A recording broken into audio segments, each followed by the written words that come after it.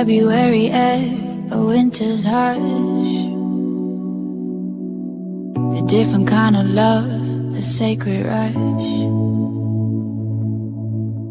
For the roses is all the fleeting glance, before the scales and a fighting chance. We're the phoenix nesters watching from the wire, seeing shadows fall, fueling the fire. Every story buried, every silent tear becomes a promise whispered, conquering the fear. Oh, Lady Justice, can you feel the shift arise? A love for the truth deflected in our eyes. We're turning the pages, breaking all the locks. This is our true crime, resetting all the clocks.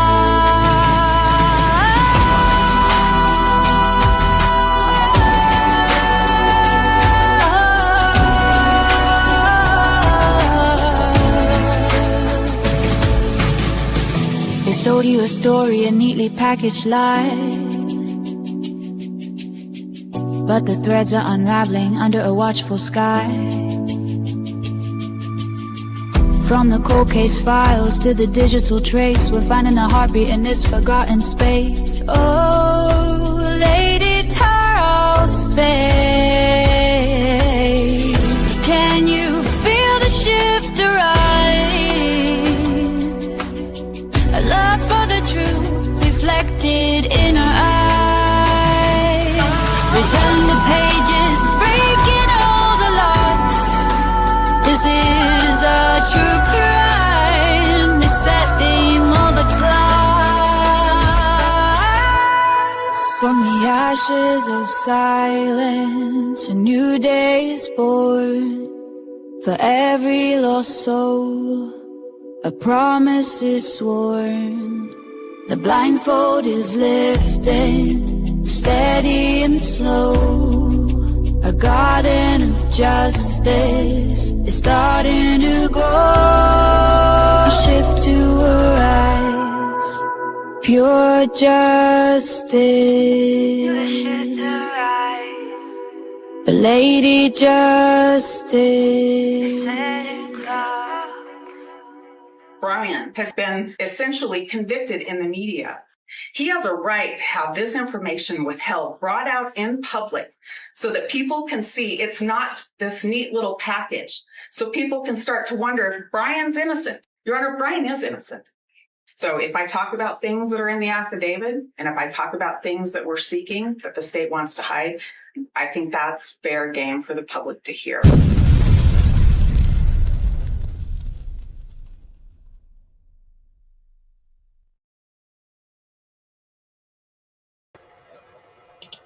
Good morning, every single beautiful person out there. If you are here, I'm Phoenix. I'm your host at Phoenix Talks, and I have got a lot to cover, as always, this morning. But I want to say this to every single one of you that are tuned in, because you are here on this mission with me to look at the facts and the evidence. We are not here to solve this case, and this community shows up for one reason, and that is to find the truth. Are you able to handle the truth? That's the question you have to ask yourself here, because we challenged the narratives that have been sold on mainstream media. We demand clarity, obviously, with justice. Lady Justice is on our side. And we refuse to stop asking questions because we, the people, deserve answers.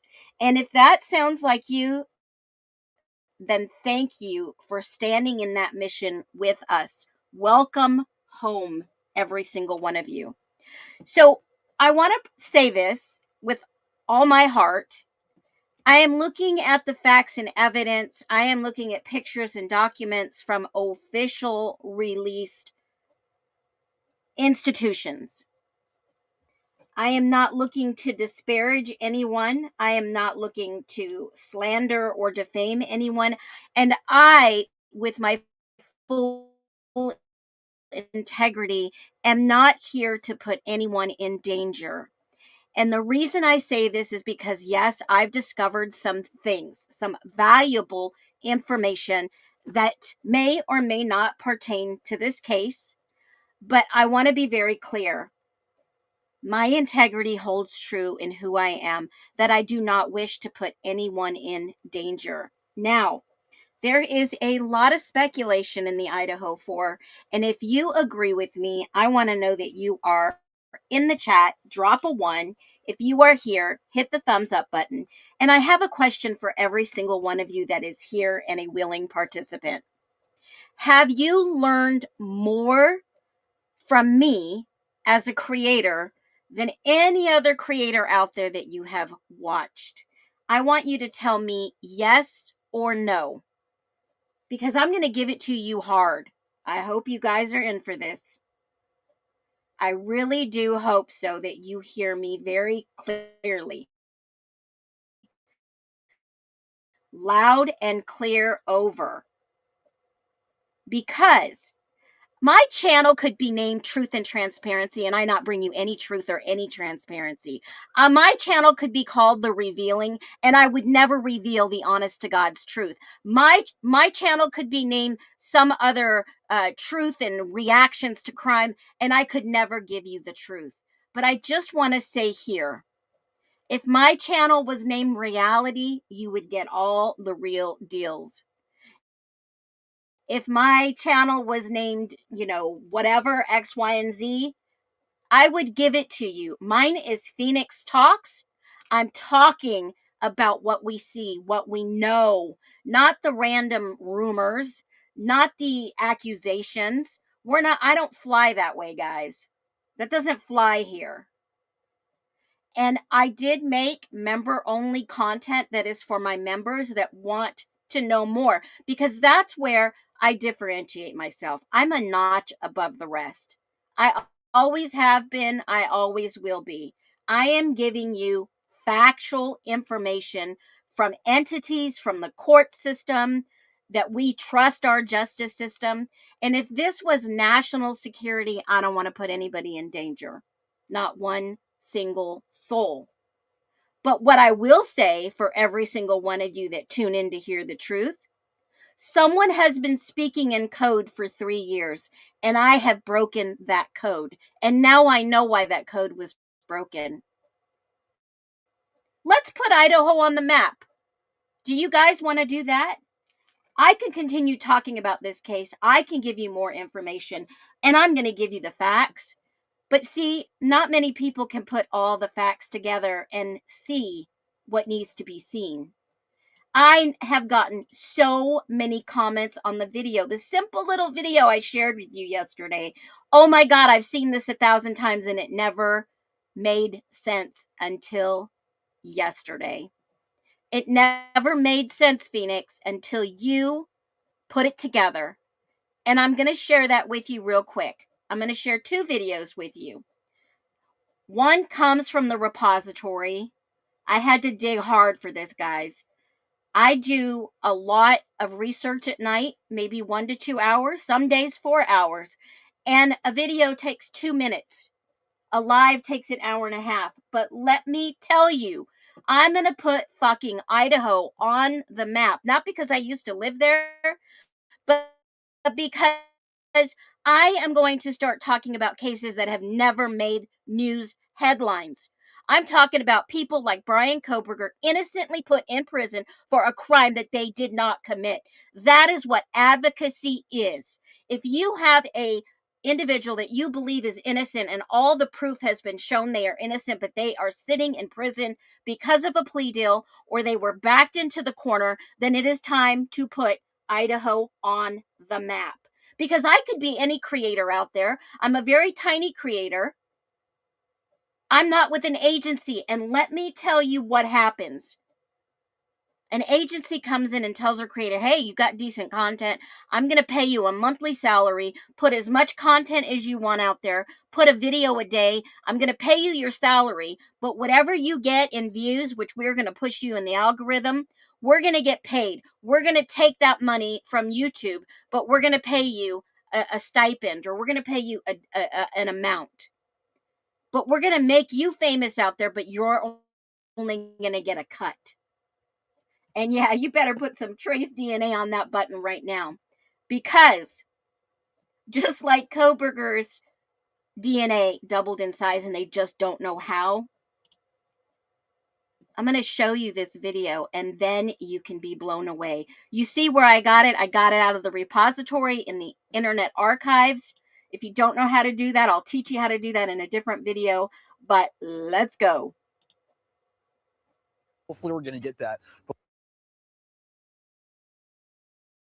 By the way, before I speak this video was added 12/25 at 11 o'clock at night in the repository, but it was made on 11/13/22, and I believe it was around this was the 10 o'clock news, so it had to been somewhere between 10 and 11 p.m. Mountain Standard Time on the 13th of November 2022 in Moscow, Idaho. Before 5 p.m., but you can still see, I'll step aside here, you can see there's still some police officers here on scene. We're just south of the University of Idaho. On King Street near Queen, there's some student housing, some apartment buildings over here. You can kind of see that from where and we are. And that road is still named Queen Road. In Moscow. When I was talking to some police on scene, they were saying that, again, they're expecting a release to come out hopefully before 5 p.m. today. And they referred to me to that vandal alert that students got on their phone this afternoon. And let me come back on camera here and tell you what it was. I have it right here on my phone. It says Moscow PD investigating a homicide on King Road near campus. Suspect is not known at this time. Stay away from the area and shelter in place. We do know that that shelter in place was lifted for students and residents in the area, but at this point, that's all the information that we have. When I was talking to the police on scene again, referring to me to this to the vandal alert that students received on their phone. We also did hear, as we lost a light there, we did also get a text message from the University of Washington State University, and that they alerted their students that there was an investigation going on here in Moscow. And I'll step aside, and you can see that there's still some police lights here. It's an active scene. There's some investigators down further towards the east here on Queen Street. But that is the latest that we have. It again, hoping for some more information here coming from Moscow PD. Hopefully within the hour, hopefully within half an hour. And as soon as we get it, we'll make sure to bring it to you right here on Nonstop. Reporting live in Moscow. Guy Tannenbaum, Nonstop. Okay, so that was either the 5 o'clock news, because remember, I've showed you videos where the sunset went down. This is either the 6 o'clock. There was no actual time frame on here when it was loaded. Let me see all the originals. Let me see if it'll show it.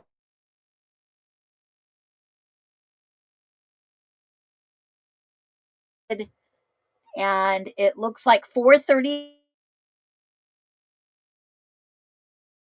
p.m. So it had to have been 5 o'clock, I would say between 5 and 6 o'clock local news. So, and when I say that, I mean to say that this guy came out there, was on site, 4 individuals were deceased, and allegedly one went to the hospital. And was there a random witness? Now, I have been sharing with you the facts and the evidence. So when you have facts and evidence to share, you got to dig up all the facts and the evidence. And I want to play this video that has caused an uproar in the TikTok community, and I got a few messages about it. Now, remind you, my banner is here. I'm not trying to disparage anybody, but this video has caused such an uproar for me to get messages. Listen to what the reporter first says. That witnesses tell me. Witnesses tell me. This reporter talked to witnesses. Did you guys hear that? Do I have to play it again? Witnesses tell me that Witnesses tell me. The reporter interviewed witnesses because he asked if Steve and Christy can confirm that, and they clearly say, no. it may have well been preserved because the phone was passed around between one of the fraternity members and the girls. One of them unfortunately witnessed the death. Okay, so did a witness tell him they witnessed the death or the body? He tries to correct himself, but which one is it? He kind of backpedals. Now, I don't know why he put it that way, but watch Steve's face. The body there. Did you guys just hear this? The phone was passed around and one of them witnessed. You guys heard it. You heard it, right? Listen.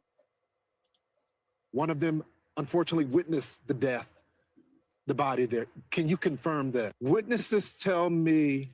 Now, they say no, obviously, from the original video, but I wanted to clarify that. This was not my words. This was the reporter. Witnesses tell me. So who were there? Yeah, we never heard from this guy again. We've seen him one other time, and that was it. This was December 4th, 2022. And sometimes going back to the beginning is sometimes the best way to uncover the truth.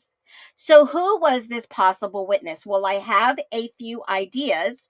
I have a few speculations from the ISP documents, from the ISP pictures, from the looks of it. None of the forensic documents talk about this individual. However, the defense was looking for this individual like no tomorrow. Now, this individual was indeed on the witness list. And if you by chance know what I'm talking about, I'm going to break it down to you like a 5-year-old so that you all are able to follow what I'm about to put down.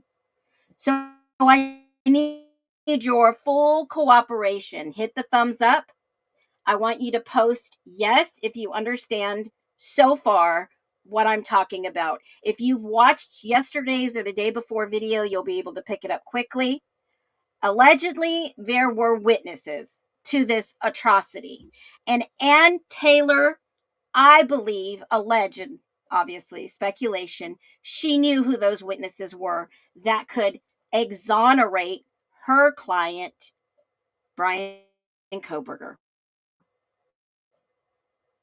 Now, I believe one of those individuals with Bethany Funk. We went over that document. We went over the details. We went over the legal documents.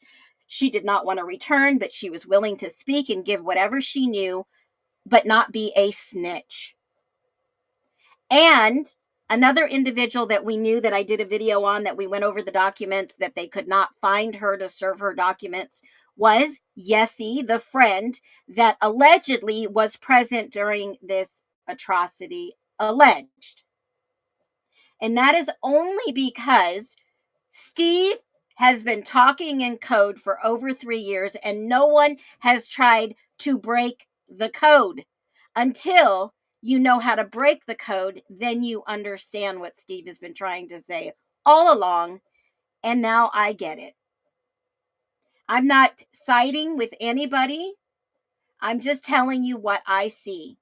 Phoenix, what do you see? Unlocking the truth for you and me. They couldn't find Yessie. They didn't know her full name, but I found her in all 3 minutes. Now, remember, guys, when I was in nursing school in North Carolina, I worked for a private investigator under his license, and I would do skip traces, and that was the best thing I could ever learn how to do. You learn to find people, and with my intelligence background in the military, I was able to find people that most people couldn't find. And he loved my obvious computer skills. Now, marry those together and you'll be able to find people. Now, I know perhaps that some of these individuals have been watching my channel. I know for a fact they have commented, they have sent people my way, they have sent people to discredit me, and I get it. If they're in on this and they are trying to protect people, I get it. I am not here to harm or hurt anyone. But let me say this, innocent people should not be sitting in jail, period. Or the appearance of somebody innocent sitting in jail should not be legal. That is not a speculation. Now, Ann Taylor was looking for someone specific, and in this paperwork, there were defendants phase 1 lay witnesses.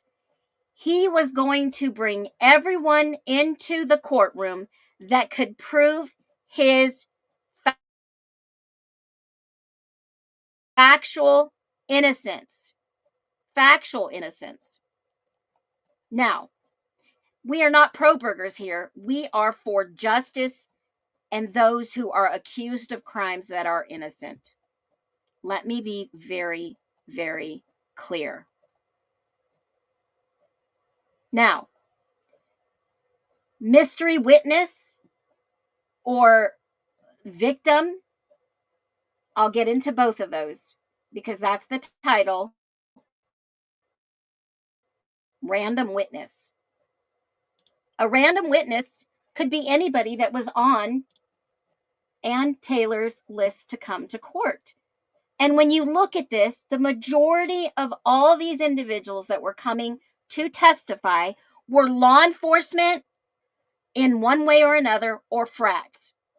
So this case in a nutshell is about law enforcement and frats, y'all. End of story. I could drop the microphone right here, walk away, and never talk about this case again. But I'm not going to leave y'all hanging. Aaron Morris, Moscow Police Department. Adam Latta, Corner Club, bar worker, frat. Andrew Fox, Moscow Police Department. Andy Hodel, ISP, District 1. That's the state police. Angela Alvarez. I've gone through these before, and I've looked up all these individuals, and we've talked about them. Annette Murphy, FBI, Moscow Police Department. Then you can look down and you know that some of these people are simply frats. They were there present. They may or may not be witnesses, but is there a random witness on this list? Yeah. And when you start looking through this list and you see something that sticks out like a sore thumb, you see what I see. And if you can't see it, I'm going to show you because you can't unsee it once I show you. Jordan Welch, Latah County Sheriff's Office. Justin Dean, Latah County Sheriff's Office.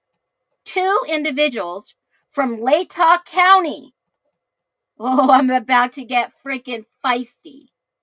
Now, why would Latah County Sheriff's Office be called as lay witnesses for the defendant to give him a clear alibi, a clear time frame, a you are not guilty verdict? Why would that be? Because Latah County had a vehicle out there, perhaps at 6 a.m. Is that speculation? Has anybody seen maybe anything that resembles a Latah County police car going out to a dumpster camera, perhaps on Linda Lane archives? I have. Anyone else? Drop a 1 if you guys remember perhaps seeing or hearing at 6 something in the morning that a sheriff's car could have been dispatched over by 1122 King Road. Drop a 1. Because I clearly remember seeing something on video, Linda Lane footage, and I'll have to go back and grab that for you. But I clearly remember seeing something at about 6, 7 in the morning, and perhaps 6:47, I believe my notes say.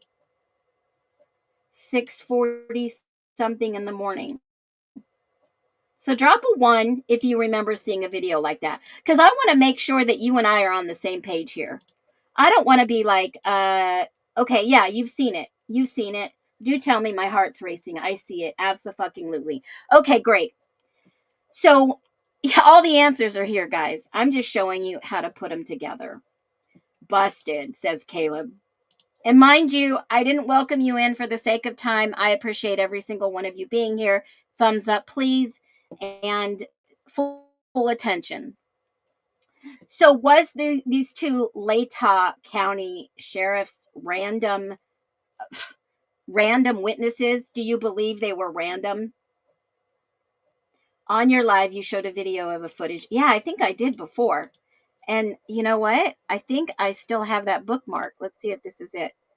647, 640 something. I can go around and look again. Only available at not available had a video. He had a video. I believe it was 6 something in the morning that it looks like a car drives by. Okay, so it's out there. It's out there. We all agree it's out there. We've seen it before. Okay, and if you're looking, I was looking. Yeah, Phoenix has amazing computer skills, super intelligent, knowledgeable, thinks outside the box.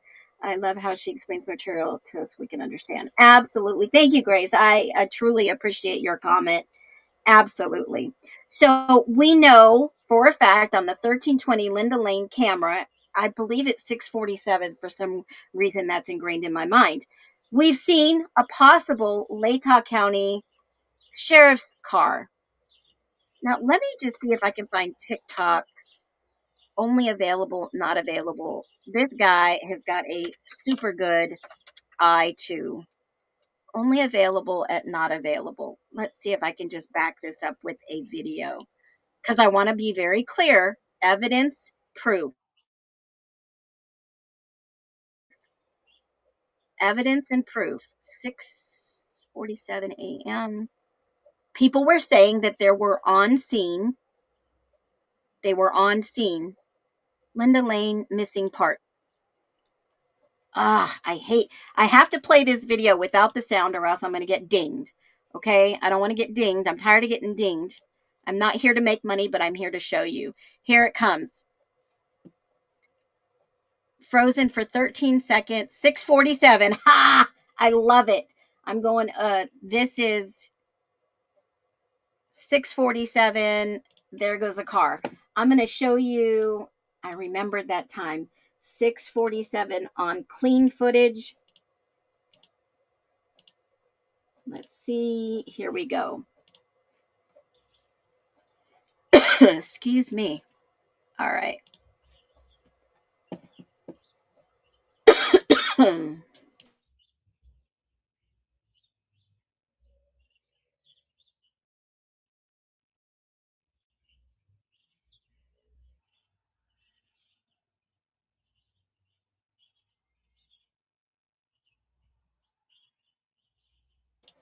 All right, here it comes up. I don't know why it's playing so slow. 6:47. I've got it on full view so that we can see it large. Let's see if I can get any larger. There we go. I hear it coming.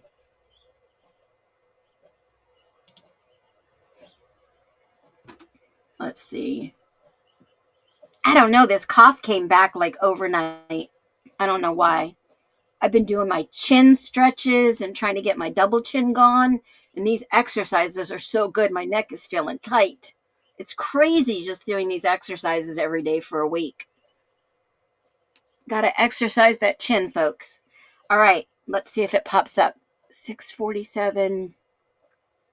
It glitches for a second. Let me see if I can get this so you can see the actual time on here. Yeah. Okay. 6:47.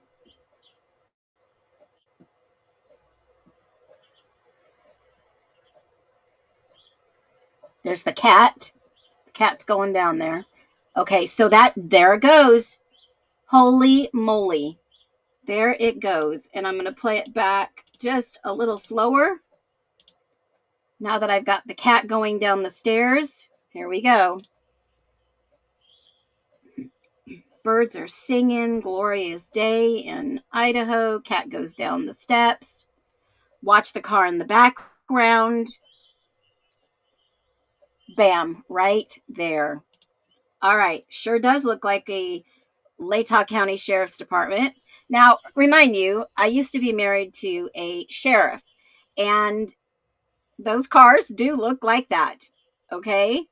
And I will say, this case blew my mind. I knew something was off. This is a parent screaming for help against possible corruption,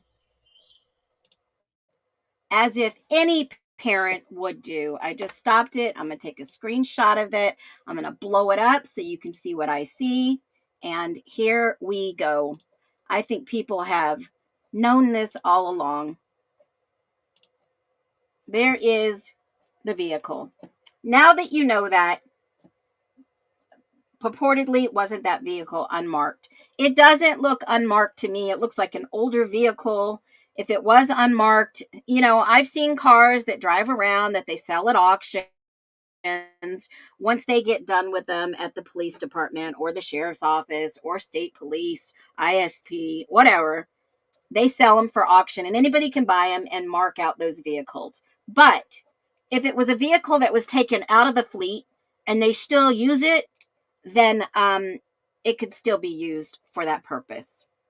So when you start looking at all the facts in the case, was this some random witness? I do not believe it was some random witness.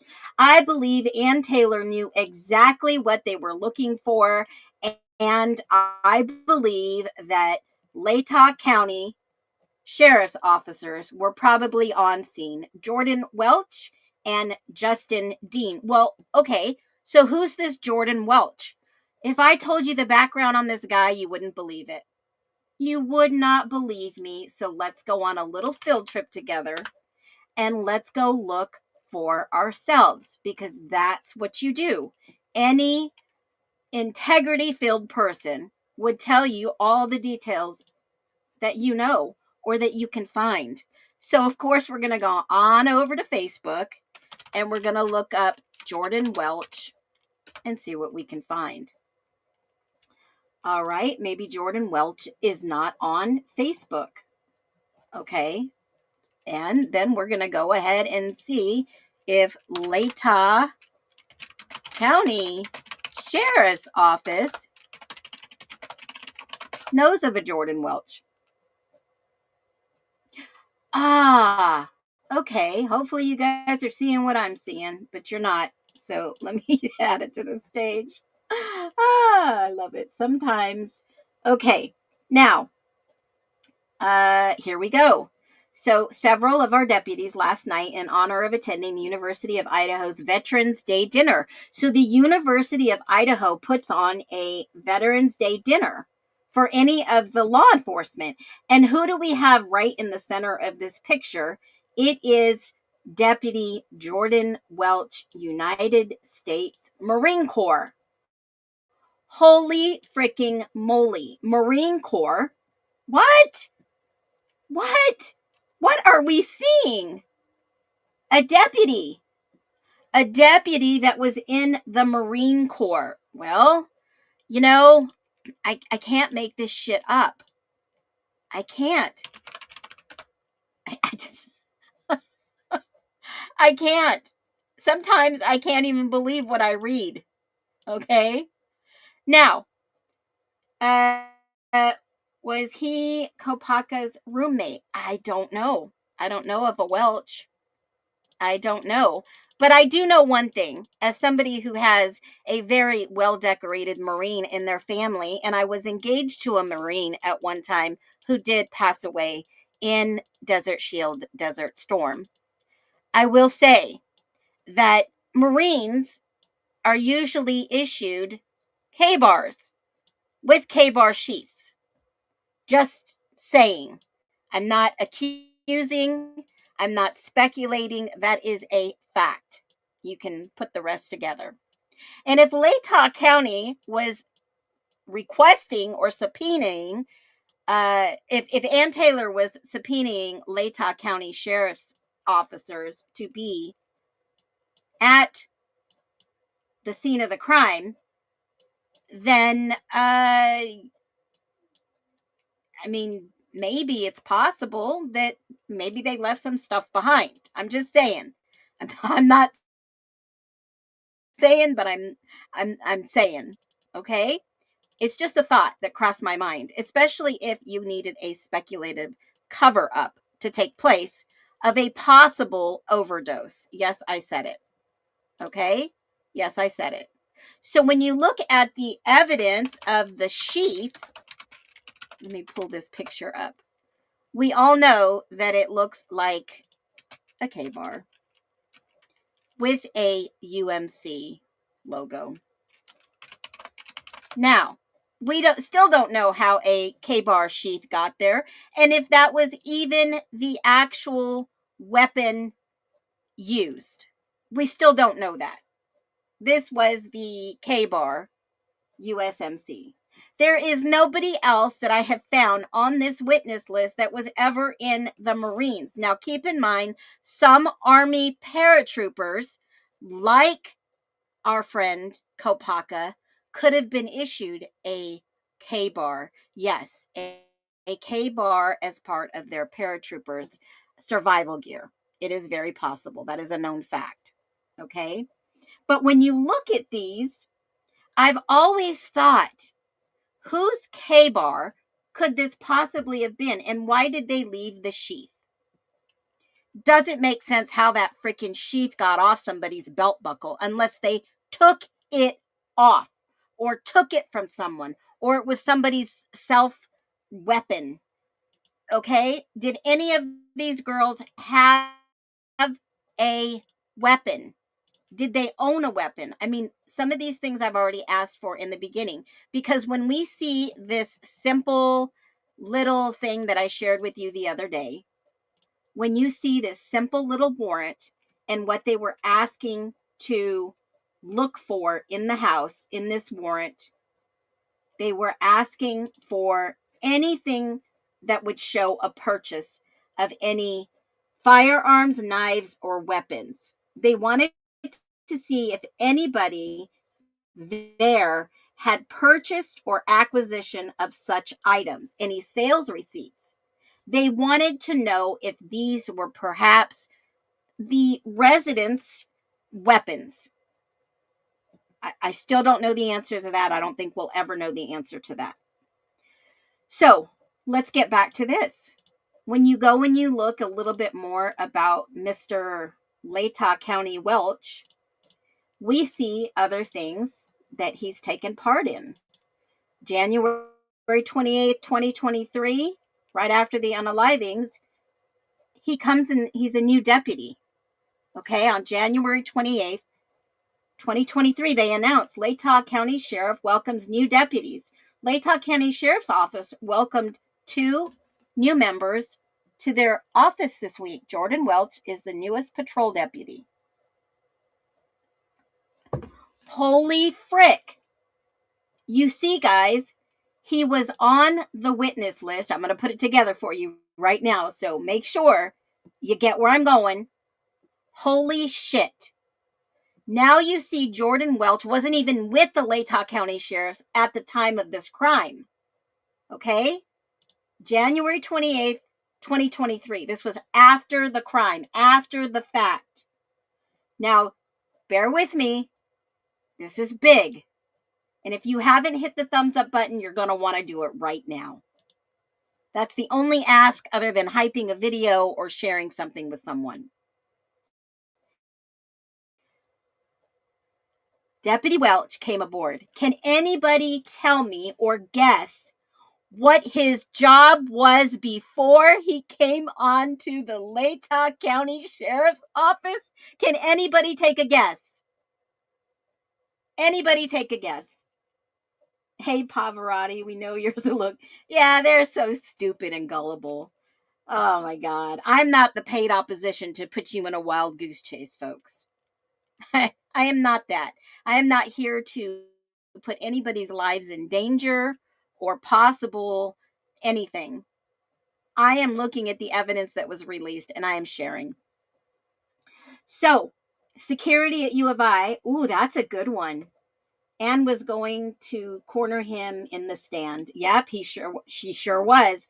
Because what do you think Welch's job was before he became a sheriff after the unalivings? Anybody want to guess? Anybody want to take a wild, logical guesstimation? You're not going to believe what I'm about to tell you. And you know, you always hear things from me first. Thank you, Amanda B. He was an EMT. Now, why would Anne call somebody on site in a courtroom packed with other witnesses and just randomly ask somebody questions? No, guys. He was an EMT.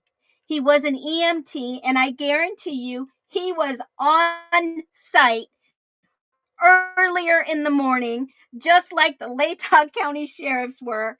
I am speculating this because of factual information that has been released. Amanda is on it. Amanda, I'll tell you, last night I dug deep.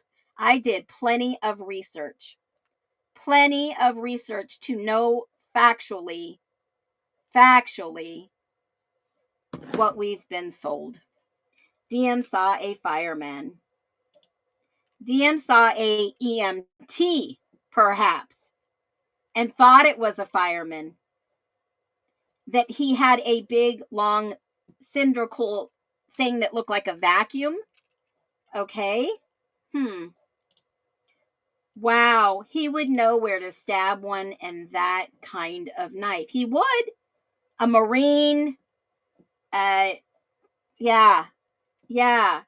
She said she saw. Okay, now this is huge, guys, because I factually can tell you without a shadow of a doubt, he is in fact an EMT. He got some award because he was off duty and they stopped and they administered CPR. And if you go down a little bit further, you're going to learn everything you can about Deputy Welch. He is like the enforcement guy of the year. He is like hands down one of the best guys on the scene. And you could just do a little bit of research and learn a little bit more. He does ride-alongs. He does all kinds of things. Investigations. There's all kinds of stuff out there. All kinds of stuff. All right? Keep digging. So if I go Jordan Welch, EMT, let's see what I get. Warren, Pennsylvania. There's somebody the same name. No. It's out there. But I saw this video and I thought this was interesting. I'm going to play it for you just for a minute. I'm out here with, what's your name, man? Jordan. What's your last name? Welch. Jordan Welch. Wait a minute, I know someone with that last name. I think they're from Missouri. Anyway, I'm out here with Jordan Welch. You serve in the military, law enforcement. What did you do, man? I was in the Army for 10 years. 10 years in the EMT. I worked in the medical side. On the civilian side for 4 years, about 50. So, now where are you originally from? Indiana. And how long you been living in Florida? 2.5 years. 2.5 years. All right. So what, when you're in, because we know you're an EMT and everything, but when you're in the Army, what were your MOSs? I was in 68 Whiskey. 68 Whiskey? So you did that the whole 10 years? No, I was in 11 Bravo. Okay. So how many bases you been stationed at? Just one. Just one? El Paso? Yep. In Hood? Fort Bliss. Bliss. Oh, good. Man, the whole time? First Army. Oh, man. Did you stuck in the whole time? Yeah, it's not too bad though. I like that Paso. I guess in the end you would. There's no water. That's the only bad thing about it.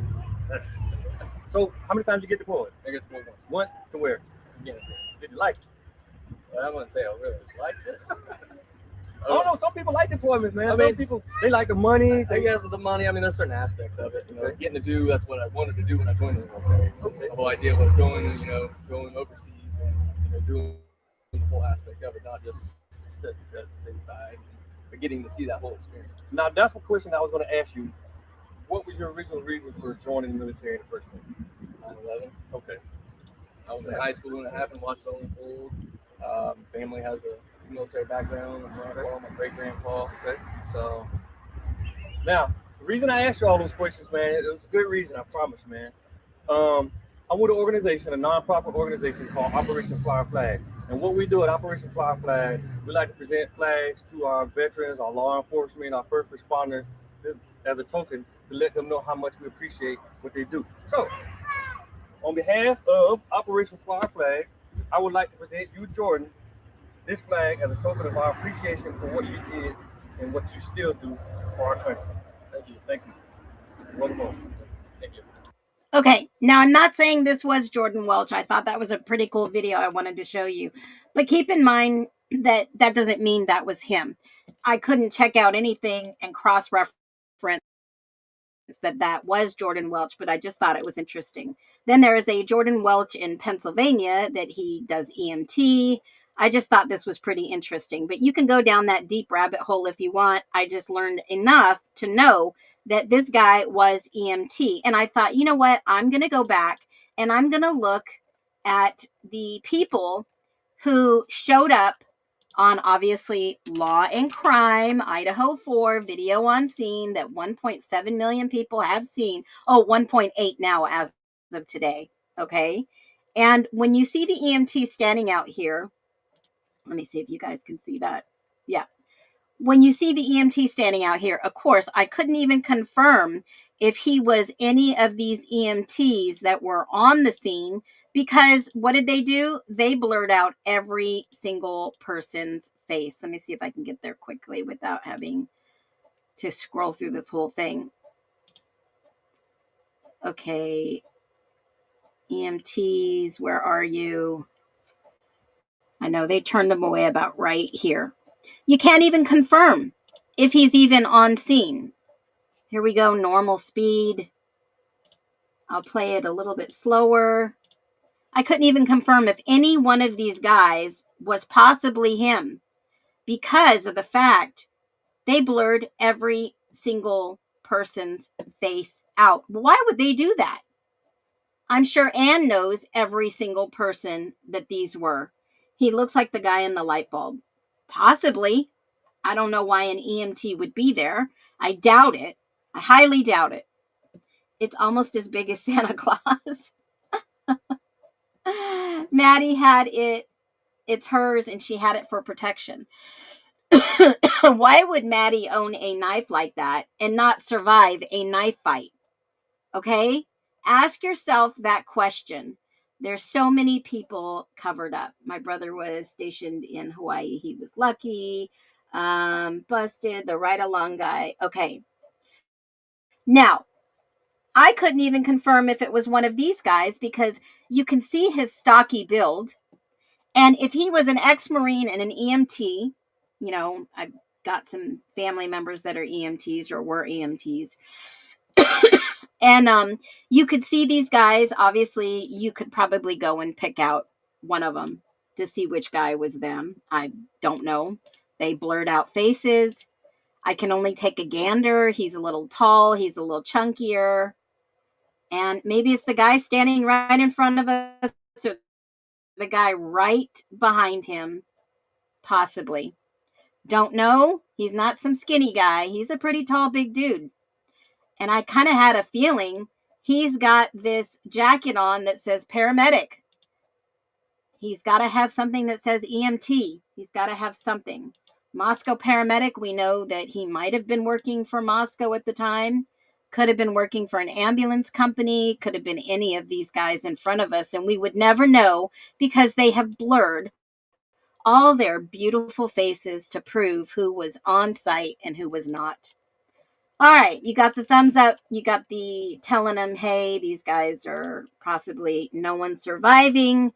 You can look at the body disposition. So a gait like the way of walking. So I mean, we could, but the whole point is that he was probably present as an EMT on site and would be able to testify what time he was actually there. That would not be some random witness.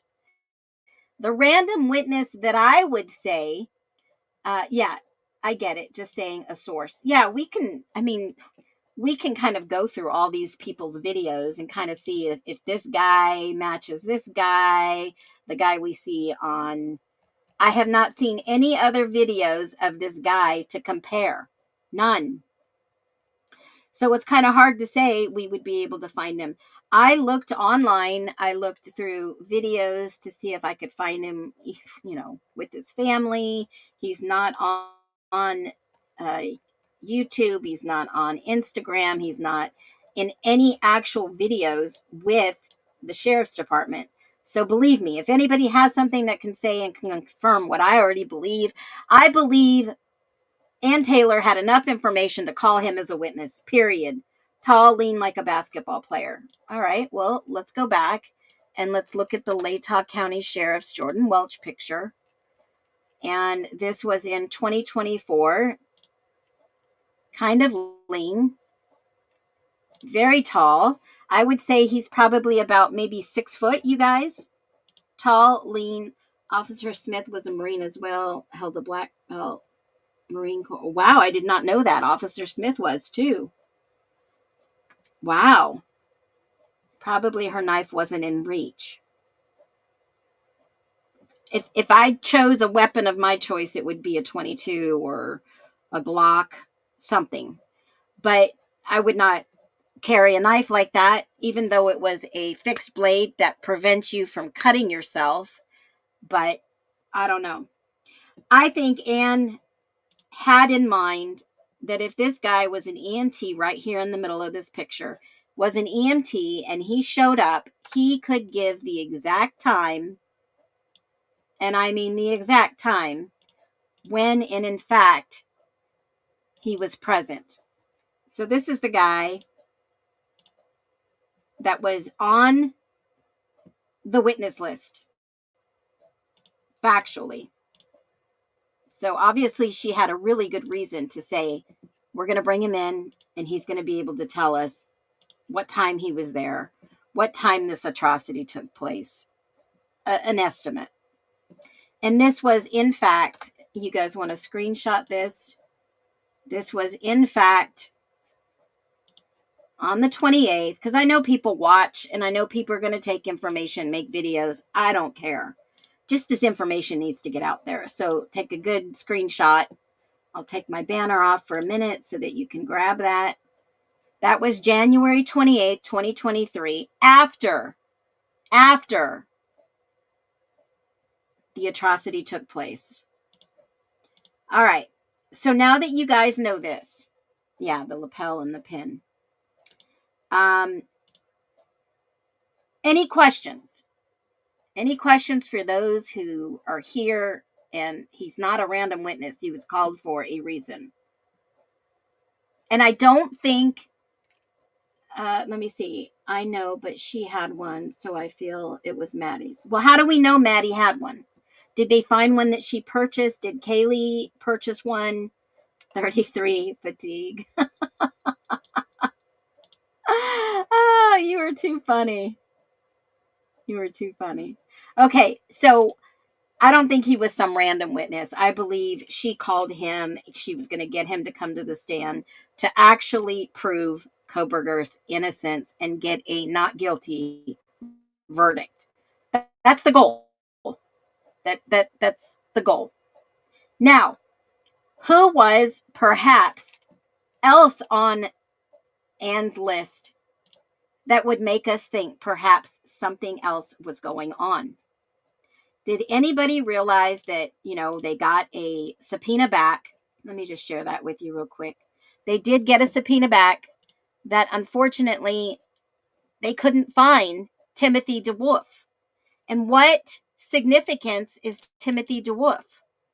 Does anybody remember who he is?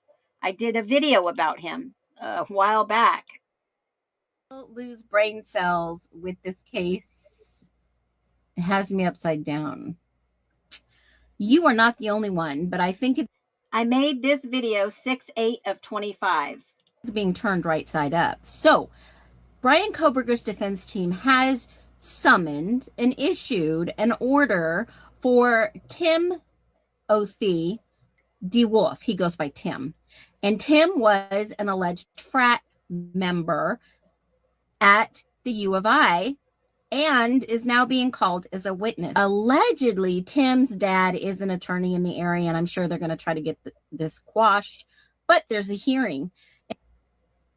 And I am wondering, what information does Tim have in regards to this case to be summoned as a witness for the defense? I wonder what Brian knows about Tim DeWulf. What do you know about all this? Like and follow for more. Be well, and I will attach the summons at the end. See you soon.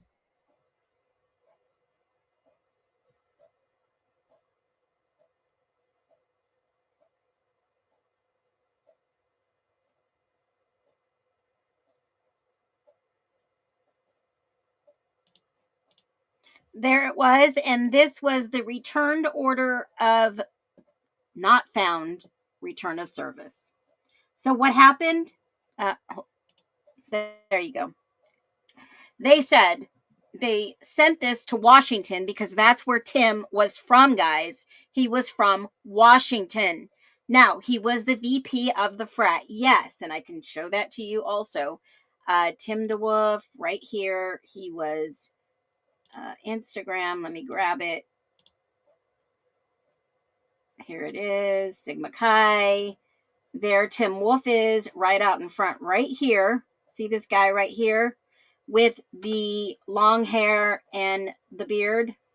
Do you see that guy? Blonde, long-haired, beard at the time. This was 21. Okay. A year before, but I've gone through all of his pictures and pretty much he had long hair and a beard, blonde, and likes to wear all kinds of different clothing.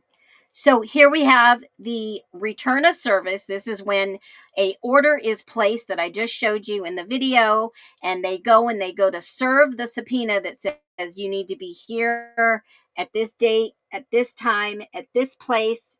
And unfortunately, they went to go serve him, and they could not be found in Latah County in the state of Idaho because he was in Washington. So he was living at the frat house. He was living. Yes, he was involved in basketball and soccer and all these other things that we have located. I've got his basketball pictures. I've got all kinds of background on him. He is not hiding. He is pretty much out there. He's on LinkedIn. Tell you everything you need to know about him. But, I mean, he's an individual, just like you and me, and I believe he was on Ann's witness list because he may have been a witness that knew something. Here he is, Tim DeWulf, 111 111 is his witness number right here. I hope you all see that.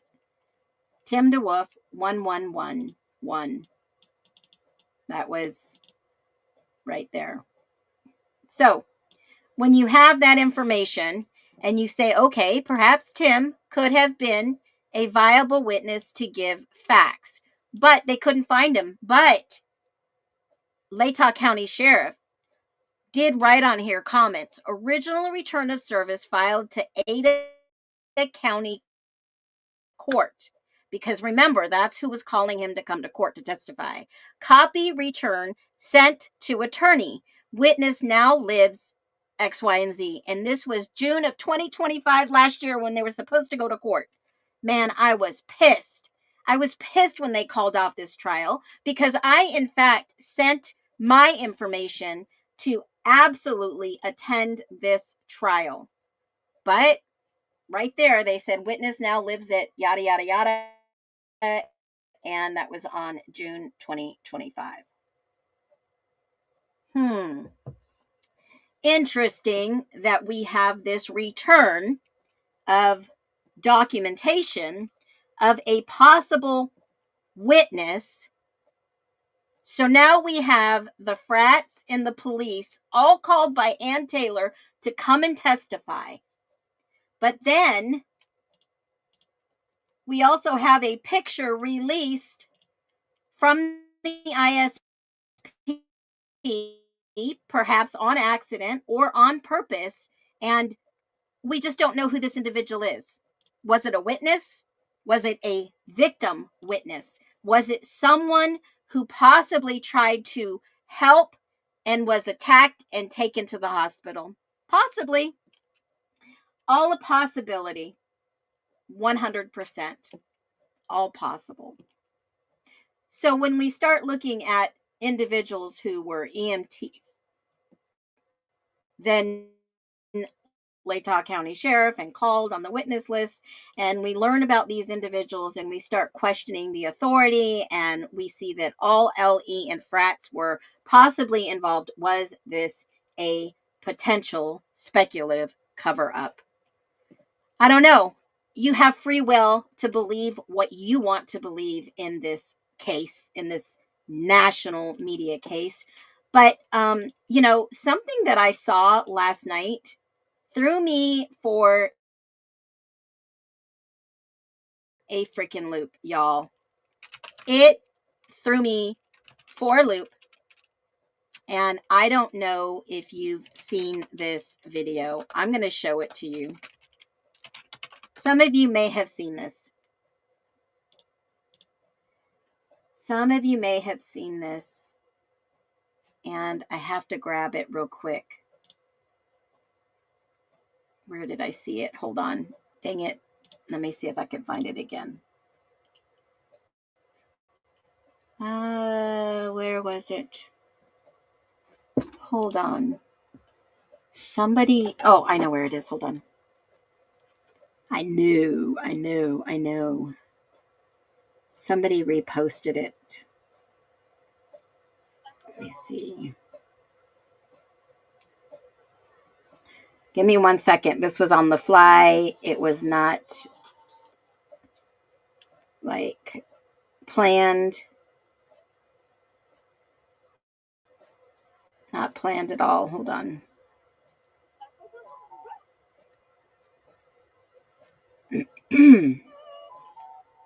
Excuse me. I sure hope I get over whatever I'm getting.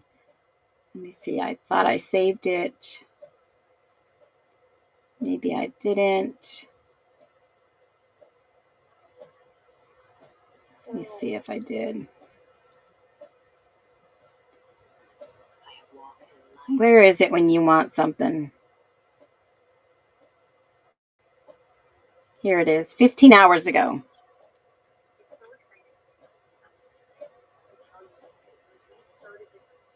How come this doesn't make sense to me now? How come this was... Yep, there it is. How wild is this?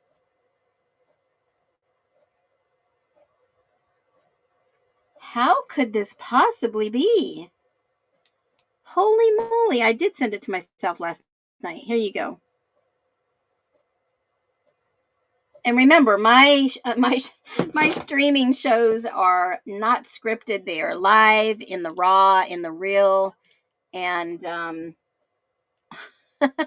that's as real and as raw as you get, guys. All right, here we go. Let me put this up on the screen for you so you can see it. I don't know what happened, but don't you guys think this is a little odd? Let me show you this. Can y'all see that? No. Shoot. All right. Let me go back to it real quick. 3 hours of daily programming. And now this is our final show. So this was on 1/17. Exciting for me. This is our final show. By Indiana for years. She says, this is our final show. What? This was like 30 days ago. It's so exciting for me to be able to come to you tonight and tell you that when we started this show 5 years ago, News Nation was just 3 hours of daily programming. And now it's 24 hours a day and America's fastest growing cable network.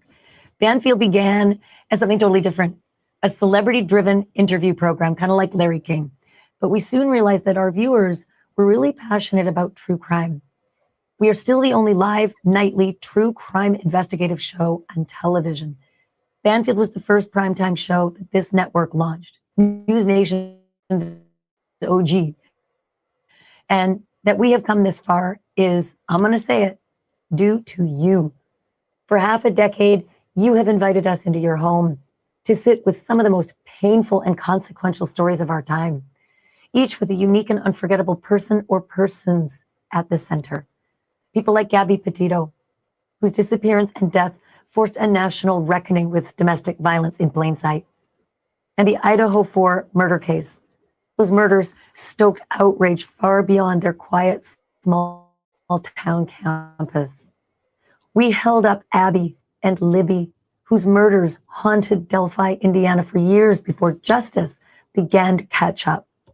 And we were there when justice caught up with Alex Murdaugh, a low-country titan brought down by his own greed.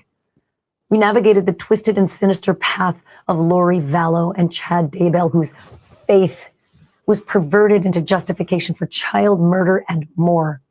And we shone a light on the conservatorships of Wendy Williams and Britney Spears, asking how an A-list celebrity could lose so much control of her own life and how a system meant to protect can sometimes cause lasting harm. We asked all the right questions about power and impunity in the Jeffrey Epstein case, questions that to this day remain unanswered. Hold that thought. There's something coming up in a bit.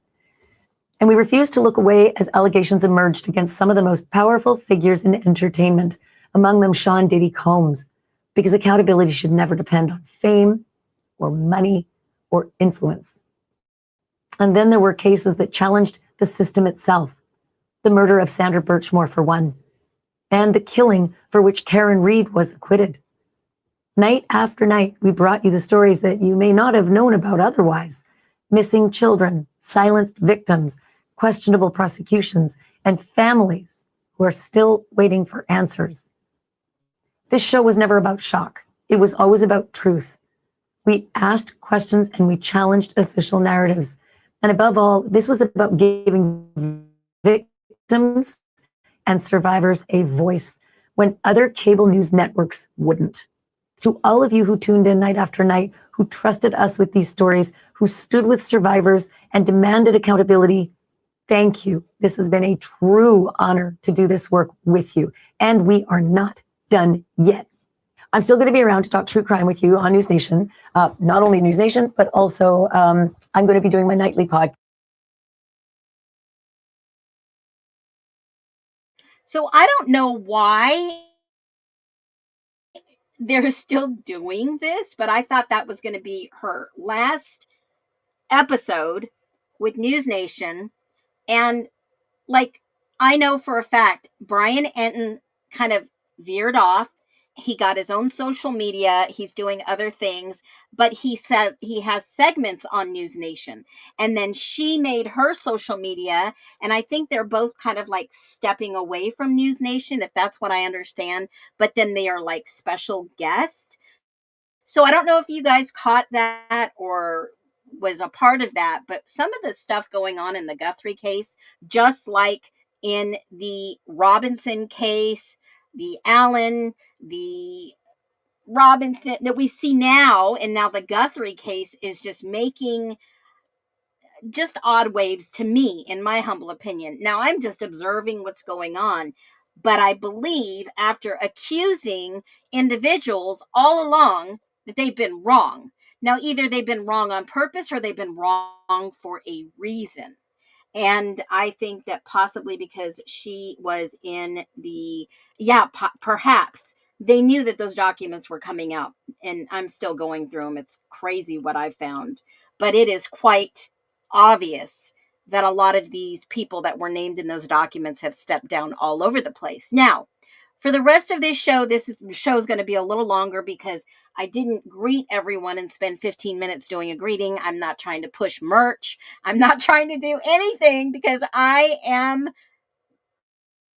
here for the evidence. I'm here for the documents. I'm here to go through these.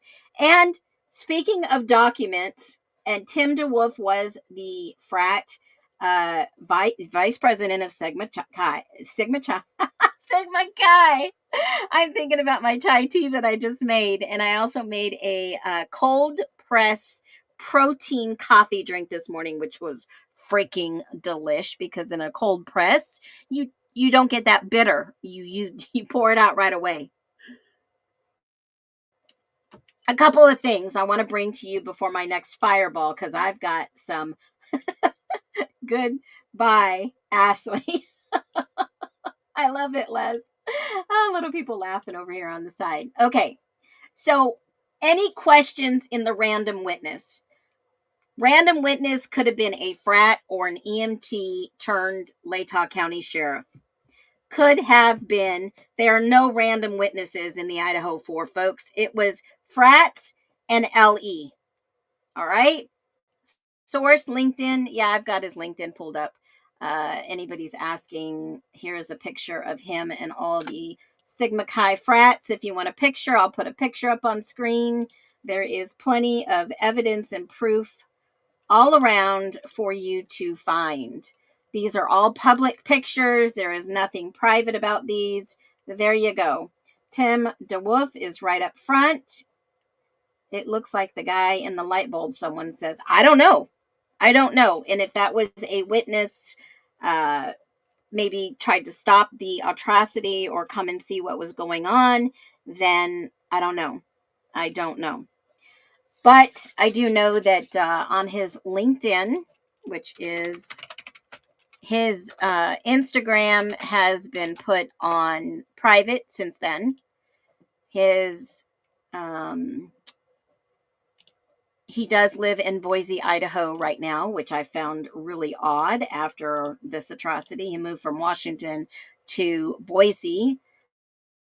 This is him now. And yes, he was in fact the vice president right here at Sigma Chi, right there. Vice president at Sigma Chi Fraternity. And I don't hit the wrong button. There it is for you.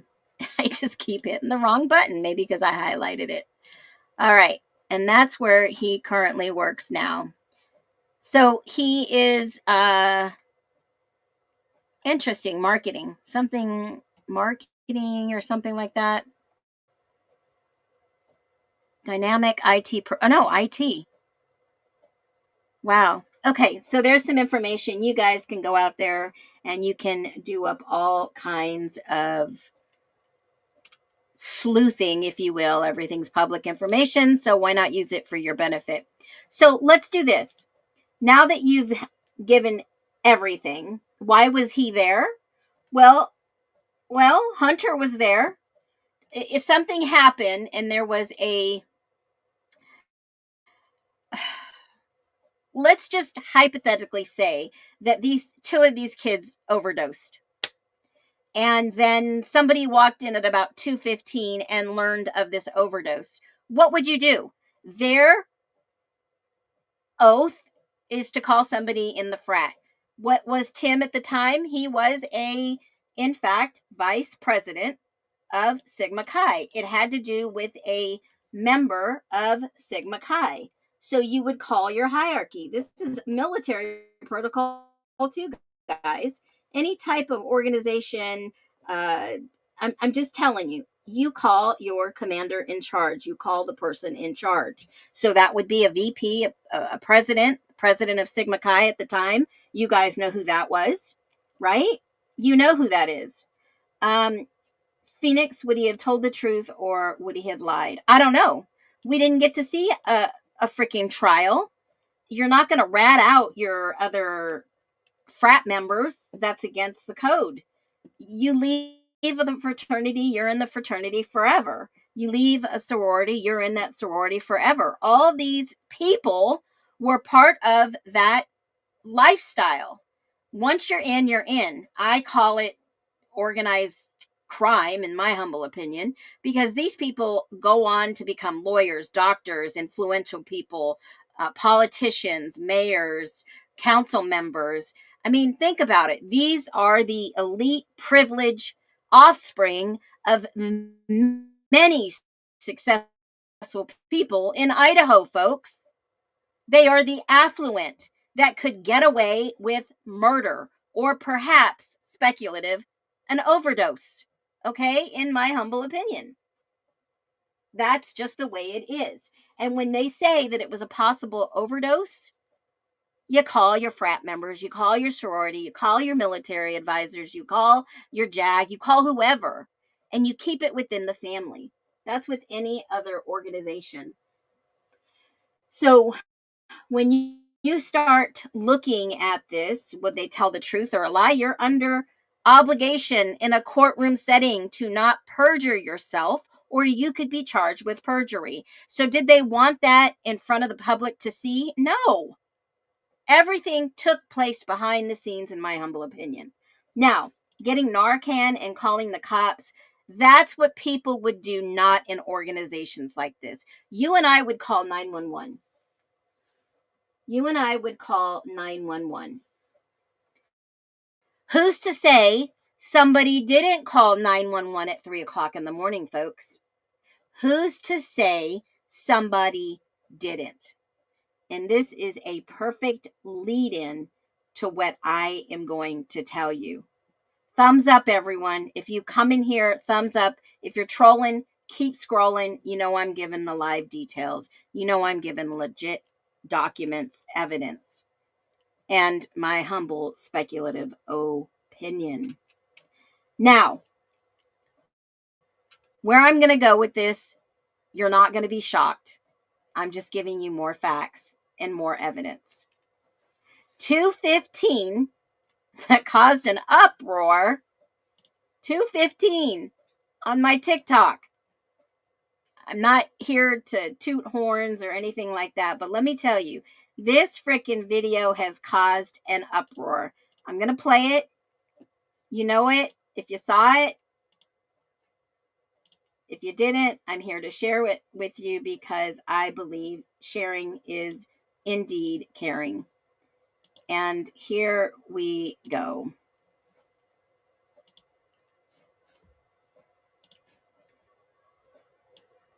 Did Hunter tell you that he was able to open the door to Xana's room and witness Xana and Ethan in there? He told me that he went to the door and he was trying to go through that door. Okay. That was the first part I wanted people to catch. I put, why does he say 215? Okay.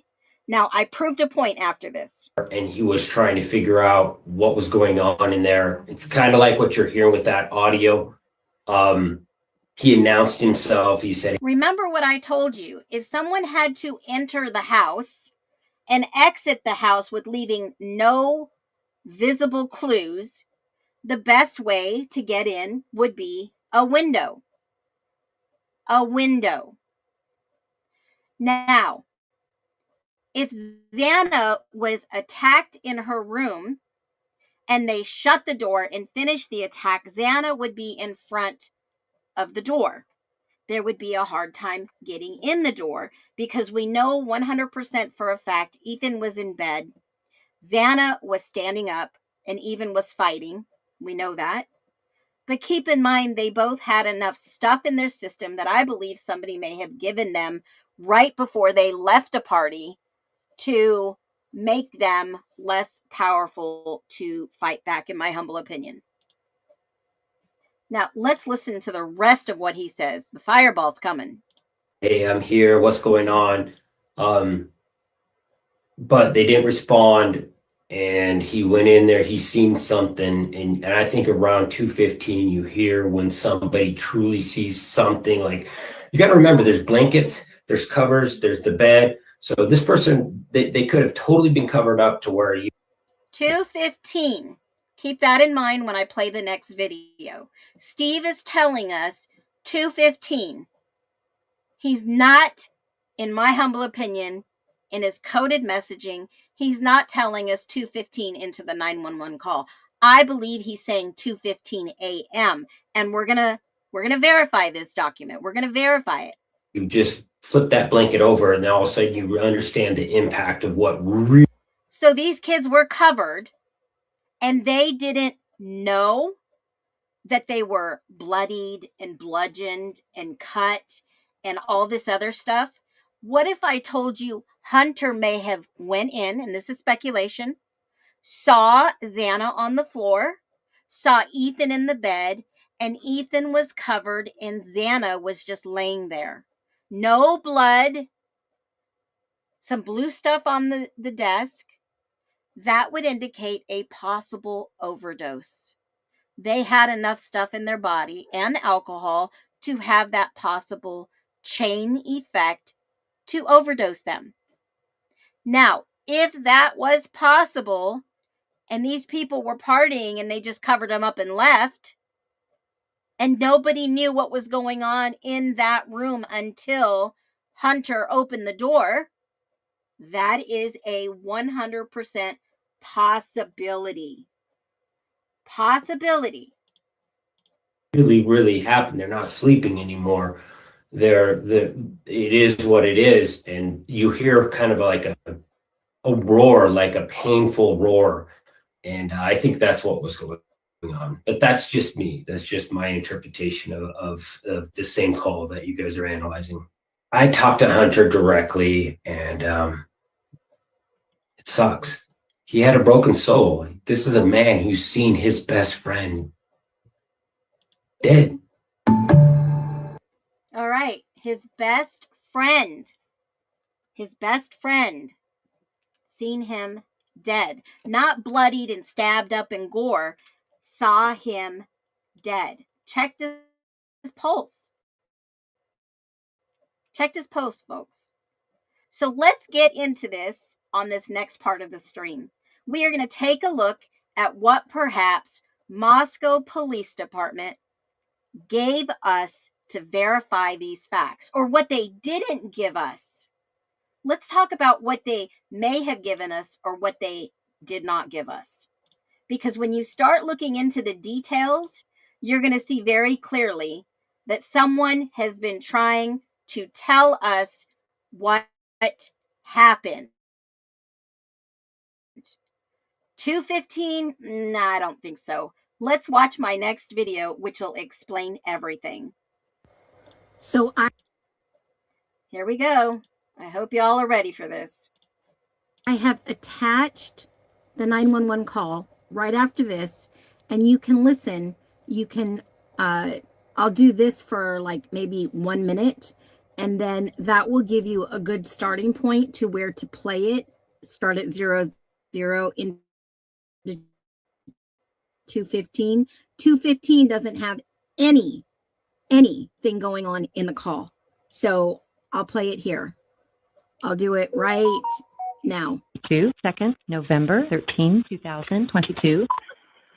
911 location of your emergency. Hi, something is happening.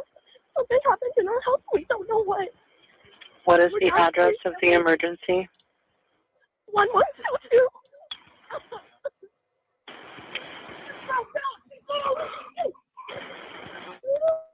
What is the rest of the address?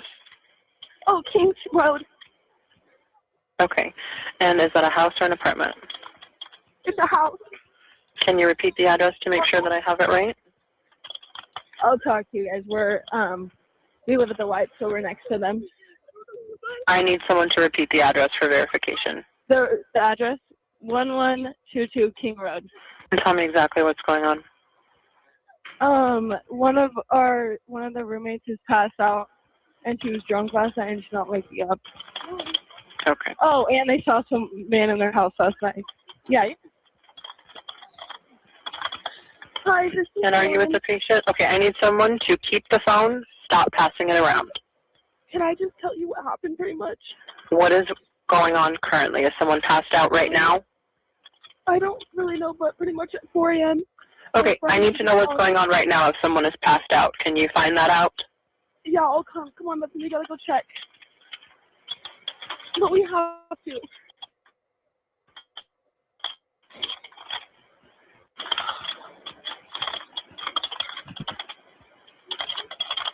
Is she passed out?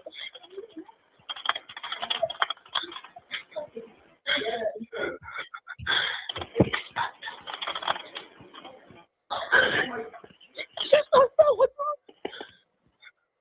She's not waking up. Okay, one moment. I'm getting help started that way. Okay, thank you. What's wrong?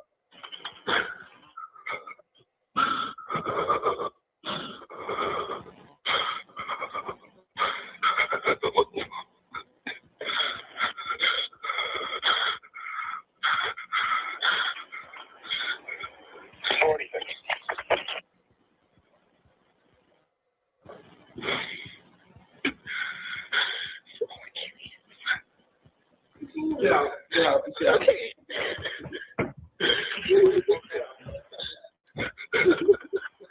Okay, and how old is she? She's 20. 20, you said? Yes, 20 here. Okay. Hello? Hello? Okay, I need someone to stop passing the phone around because I've talked to 4 different people. Okay, sorry, they just gave me the phone. Is she breathing? Hello? Is she breathing? No. Okay.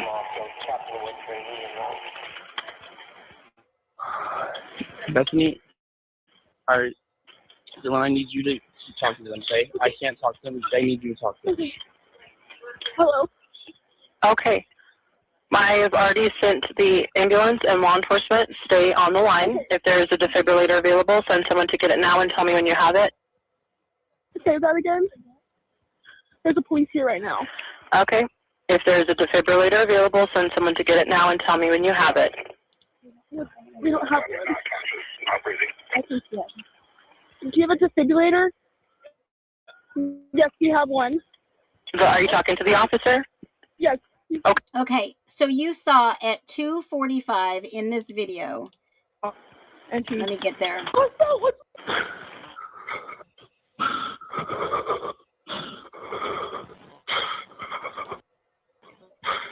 That is 2:15. 2:45 of this video is 2:15. There is nothing happening in this 911 call. So I don't know what it was that Steve was talking about. Now, let's talk logic, and then I'm going to show you proof.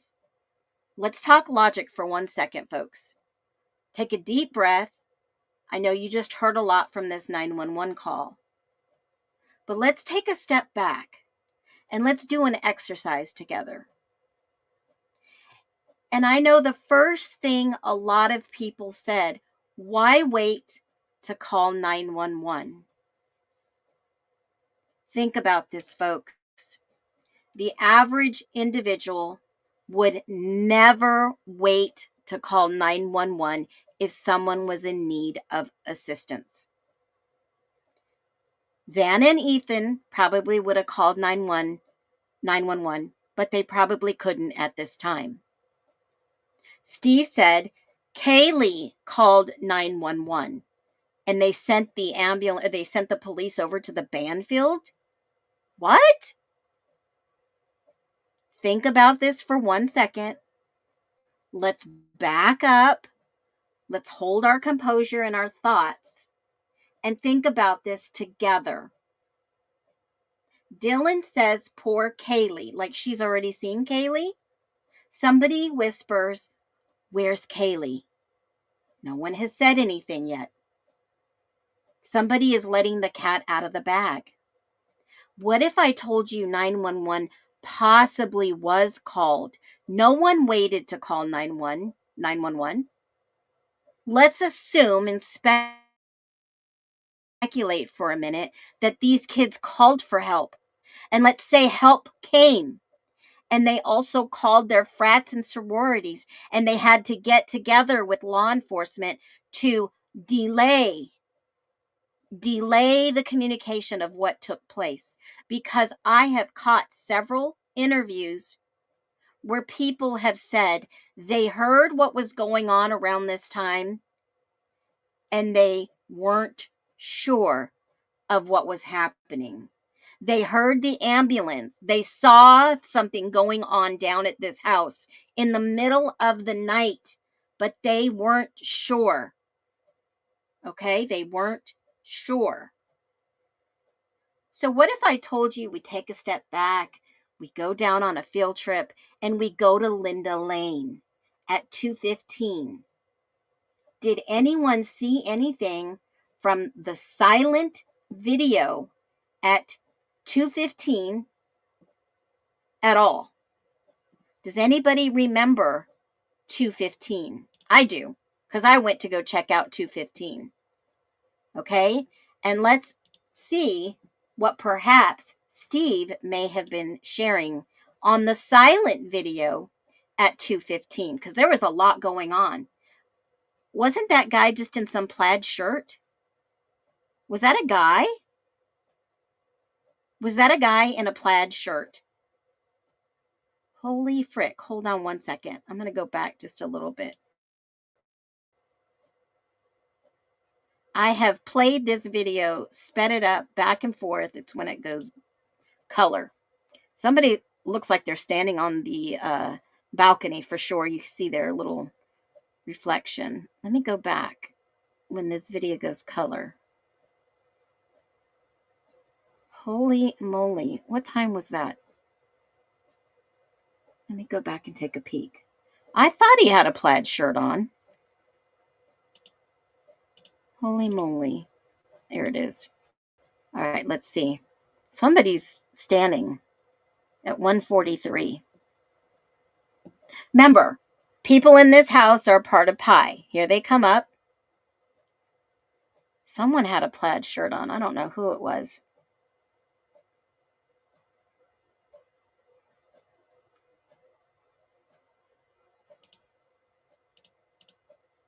Is that a guy? Black and white plaid shirt? Holy frickin' moly, dude. Holy frickin' moly. I didn't notice that before until I jumped back in here. It's bigger plaid, but it is plaid. He's on the deck. He's on the deck.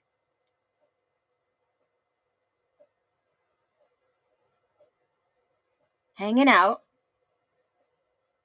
Will I go back a few seconds? Yeah, I'm reading the chat too. Is that a girl or a guy? I'm going to pay attention to the shoes. Hold on.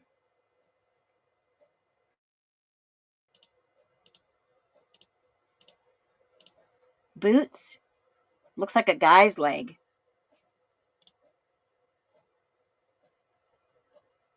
Pink Panther vibes. Dun-dun. Dun-dun. That's a guy. That's a fucking dude. Boy, I'm about ready to fire up. That's a dude with a backpack. Holy moly. Is that the guy I was looking for? Is this the guy I was looking for? Maybe. This is crazy. I don't think it's the Banfield boy. I don't think so. This is at one something. Blonde hair. Probably. Young man. Probably. This is at 1:44. Okay. It's hard to tell because they're blurring. That's not new. No, it's not new. No one said it was new. I just said, holy moly. Is that the guy with the plaid shirt? Okay. 1:44. This guy's still on the deck. They're going to pick somebody up over at the 1119.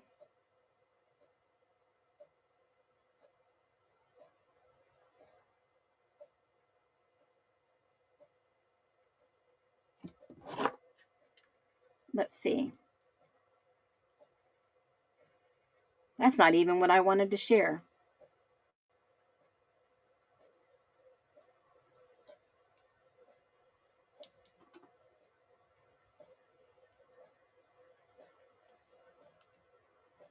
Dude goes inside. Now I know why this person, probably these girls, left at 3:30 a.m. I wonder where they went. I wonder.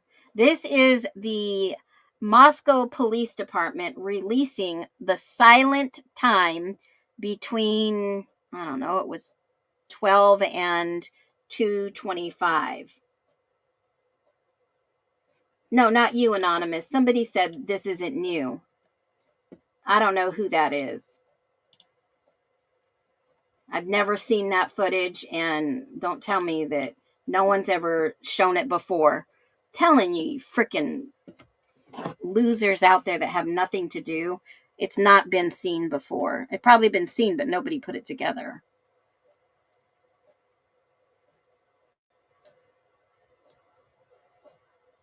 Okay, so we see that. I'm not dealing with people like that anymore. You say something that sits with me wrong, or you're in here trolling, you're just going to see the door, okay? You're going to see the door.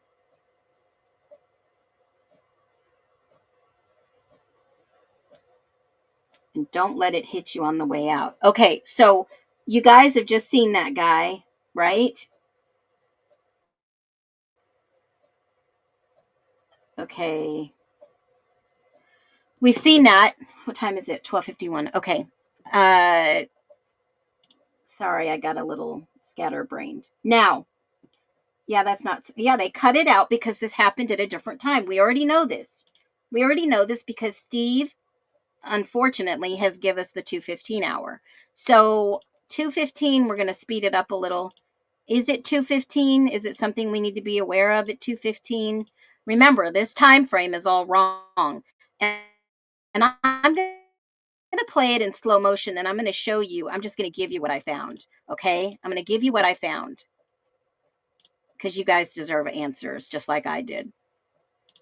Not trying to put anybody's life in danger. We're just looking at the evidence, and we're thinking like Anne would have thought. 2:15, anything going on. Even though you don't have sound, you can use your senses. What do you see happening? What do you see going on? You're going to see some lights go out in a few minutes. You're going to see some other things take place, because even though this video was put out silent, how many people actually watched it? How many people? Drop a 1 if you watched it. Drop a 2 if you didn't. Be honest. Be honest with yourself. Did you watch this video because there was no sound?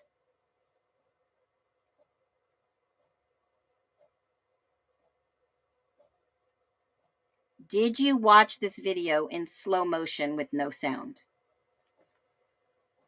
Be honest.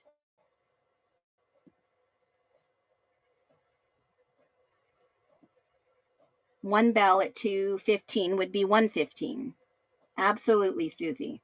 Abso-freaking-lutely. And I said that a long time ago when I called and asked about all the bells in the area. I called the church, talked to the pastor, told me everything I needed to know. What did you all catch in this silent video? Did you guys catch anything? I did. And I'm about to show you. Not just the guy in the plaid shirt that we were looking for.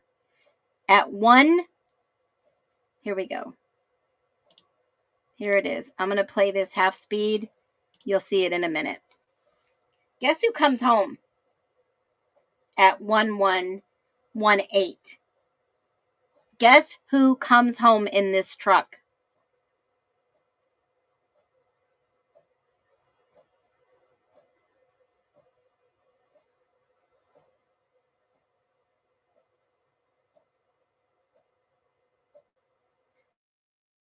Everybody take a guess who this might be.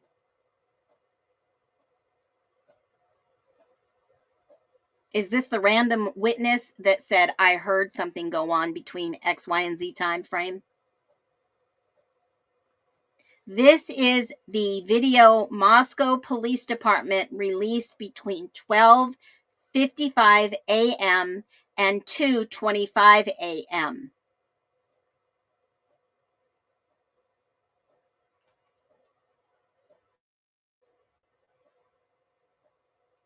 Philly girl. Wasn't he supposed to be sleeping? Emily was asleep. He was supposed to be asleep. Then they all woke up at 3 and sat around and powwowed. Well, why did they all wake up at 3? This is sketch. You have to play this video slow in order to catch who walks up and goes into the house. And this is why they all lied and said, no, I never lived there. But public record says that you lived there, Emily, Allant, and Josie. Public record didn't say you lived in the Whites. Someone else lived in the Whites. This is 1118 on the left in the little house with the Volvo parked out in front and the other truck. Here comes this individual. You got to be careful because they have tried to blur him out. But if you play it in slow motion, you're going to get a glimpse of who this person is. No, there is no address for them at the Whites. It is all public information who they are and where they lived. You're not going to want to miss it. Who was out driving this truck frickin' around?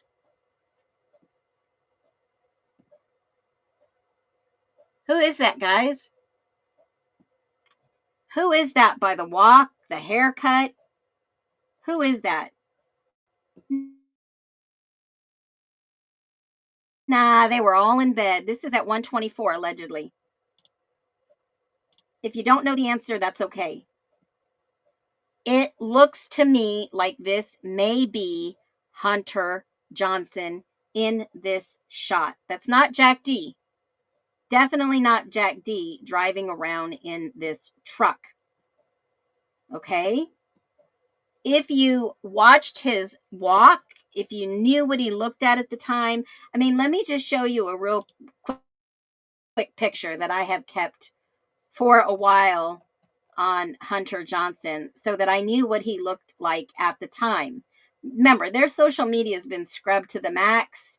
What did he look like back then? How did he walk? I saved a few videos. I saved a few pictures just for comparison.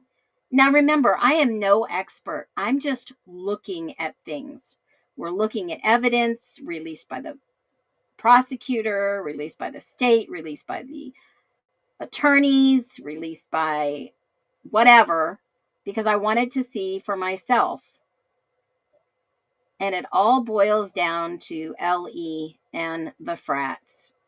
There is no freaking cartel. Guys, I'm just going to give it to you. Whoever is selling you an entertainment story, kudos for them. They're making money off you. They're making bank on subscribers. Good for them. That good, solid entertainment. But there is a picture that I saved of our friend. I'm just trying to find it real quick. I should have saved it in my other pictures. Hold on. That, look at this hair, right? Look at that hair. Look at the way the hair is. All right? Look at the freaking hair. Look at the posture. Look at the stance. Look at everything and tell me that somebody who knows him would know that this is that individual. What was he doing driving around in the truck at night? Did somebody call him? Because that is the truck, I believe, that we see on the street that drives by Maddie and Kaylee. Is that not? Isn't that the same exact truck? Somebody go and research that. Somebody go third party that I don't know that is good research. Go and investigate if that is the same truck that we see clearly on the video. I mean, look at this. Isn't that the same freaking almost hair outline? I'm not shitting you. I have no reason to lie to you guys. Okay? Isn't that maybe the same body shape, hair shape individual that we see? Is that a possibility? Drop a 1 if you think so. Drop a 2 if you don't. I don't see it, Phoenix. I don't see any similarities between these two heads, body shape, anything of that nature. Okay? Because clearly, this was the individual. And, you know, I mean, it could be. It could be. We're speculating. I mean, and the first thing the FBI says in training, they tell you, has there been any changes physically, or has there been any changes in behavior or wanting to leave a place or hightail it out of somewhere? We see this. We do see it. Now, if all their friends knew, and I'm just saying this from my heart, if all their friends knew that Ethan was doing Adderall and Xana was doing Adderall and mixing it with alcohol, and they didn't know that they could possibly overdose, don't you think somebody should have told him, dude, you probably shouldn't do this? Dude, that's a dangerous combination. Do you think that any of their friends would have said, dude, be careful? Everyone showed their hands. I don't even think Xana and Maddie were stabbed by any of these people, folks. That's not what I'm saying. What I'm saying is Xana and Ethan possibly overdosed on Adderall and alcohol, and not any of their friends warned them.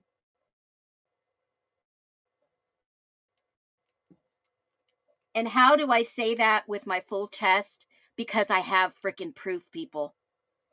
I have proof that I'm about to bombshell you so that we can put this case behind us, let it rest, and let them fucking work out whatever needs to be worked out in that freaking town. We're not the law. We're not trying to get anybody in trouble. We wanted truth. I'm about to give you some freaking truth. Don't hate me for the truth. Don't hate me for the truth. Okay? I don't give a shit if I make money or not. I want the truth. Any one of their friends could have said this is a dangerous combination. Anyone could have pointed at the frats and said, oh, the frats did this, the police did this. No, guys, I'm about to give you some proof that'll make you think about something. And this hits the heart. Let me delete some of this so I can get these pictures up here. You need to see them. If you were searching for the truth, here's the truth. It is possible these kids overdosed. It is possible this became a confrontational situation. Because what I'm about to show you is going to change your whole narrative that you were sold on. It's going to make you think twice of why they put this on the freaking news waves to go national, then global. If it was a mistake, it was a mistake. And guys, everything shared here is public. It's all public. Stacy Chapin knew that these kids were going to the doctor. Stacy Chapin also knew these kids needed money for living expenses. They're in college. If you've got college-age kids, you know they need money. You know they need housing. You know they need books. I'm a parent. You know they need tutors. You know they need gas money. You know that they need money to go and have a freaking support. They had that. Hunter was getting tutoring too.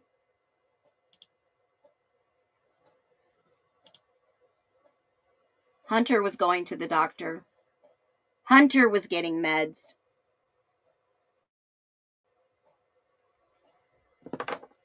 Maisie was getting meds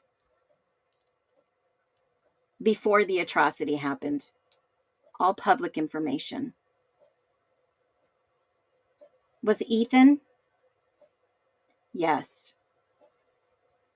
Ethan was going to, I believe, hold on a minute.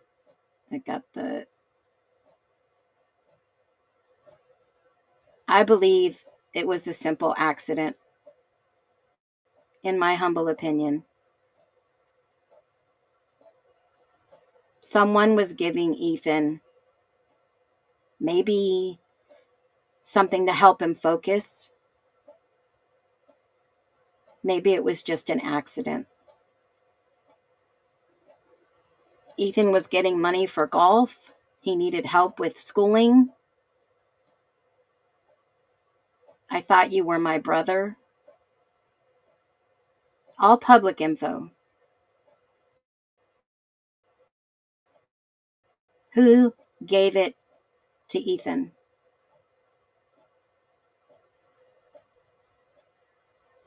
I just want to take a minute to say, if it was an accident, they should have never covered this up.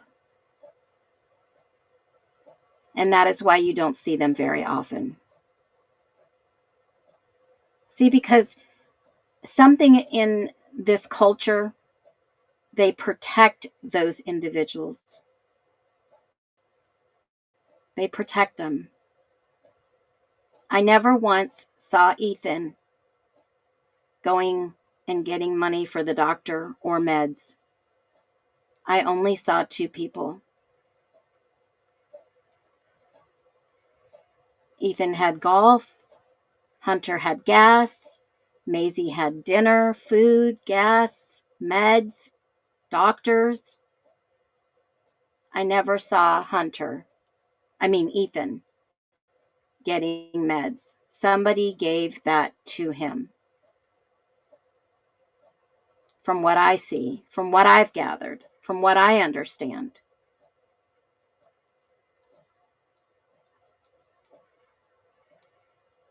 Is it possible that Xana and Ethan overdosed on Adderall? Drop your thoughts. It would make sense.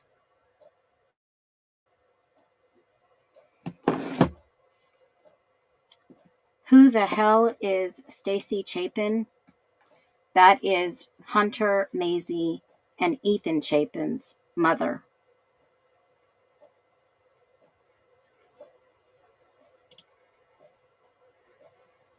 And that is not the entire motive. No. Because we still don't know what happened to to Maddie and Kaylee. Still don't know. But I will say this. Watch this video that does have sound. Now, maybe the times are off. We've talked about maybe a time is off. But let's watch this video that has sound at 2:25.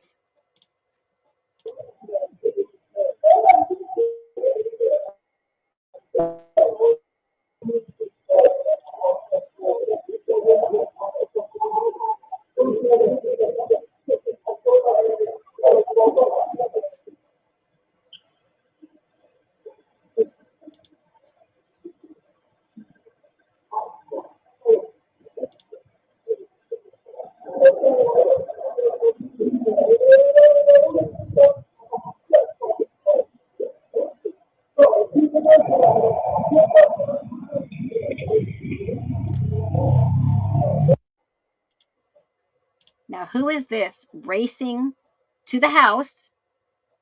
Who is this racing to the house? Because I'm going to show you this car pulls up to the house, and I'm going to prove it to you.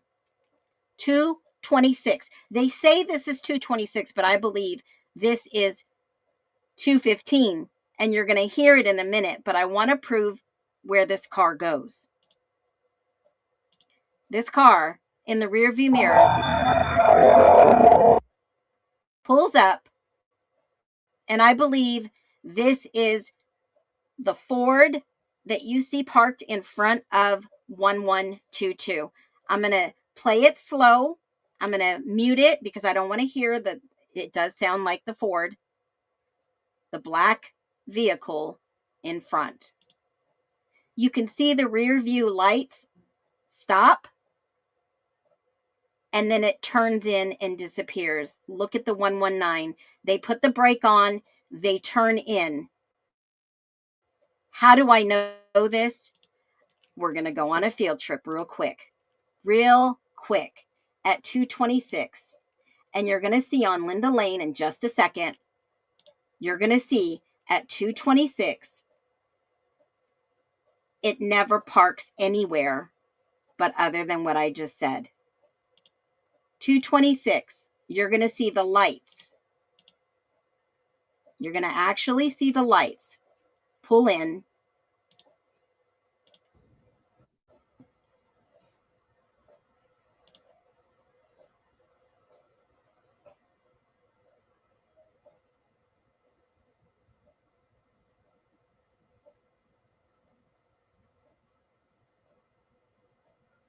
There's the lights.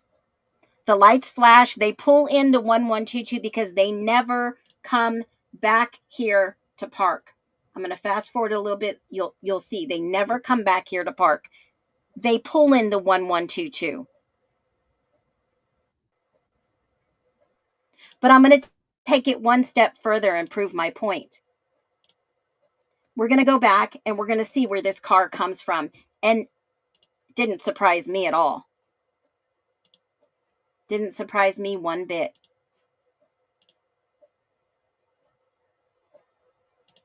I have this on half speed so you can see where this car pulls out from.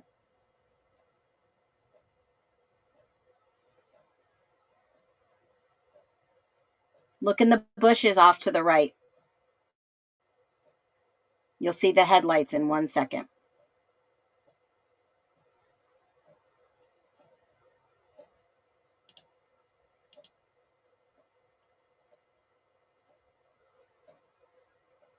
.226 is coming. It's got to come past here before it gets to Linda King Road. Here it comes.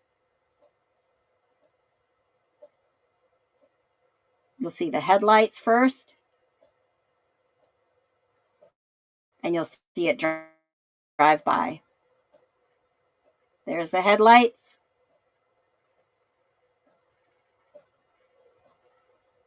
I've got this on slow.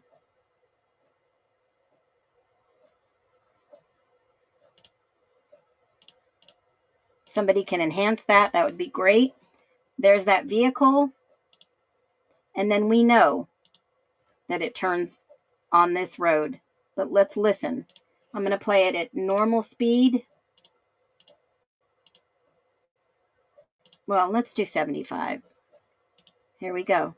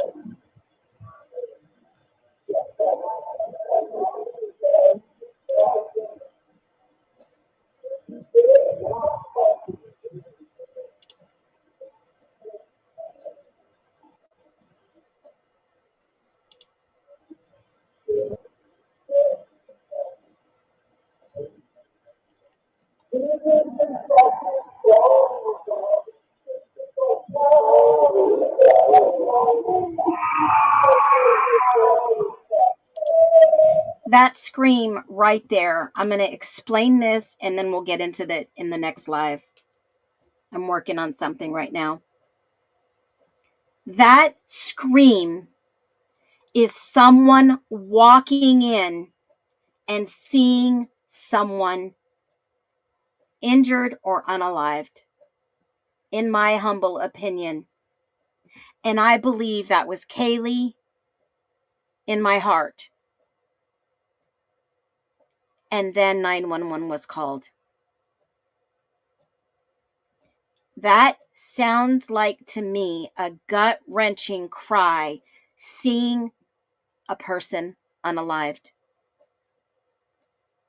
If you have ever lost anyone and you have seen them and have made that cry in disbelief from your gut, you know, you would understand.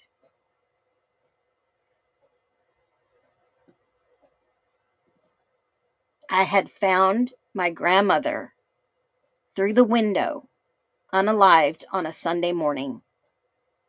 I know.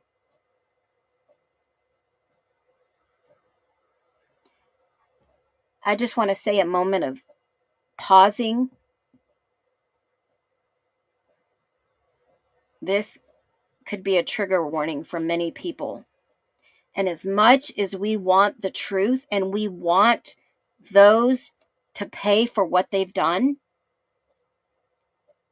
how can you find somebody, blame them, and put them in prison for life if they did not do this? Unless that individual is aware and is the face for the Idaho 4. I don't know what happened to Kaylee and Maddie. I don't think we'll ever really know, other than what Steve has given us. Steve is someone who outspoke, and I know what it's like as a parent to not lose a child, but lose a child, to have someone take them from you and not be able to find them. I could never imagine my child being taken off this planet and not understanding what happened.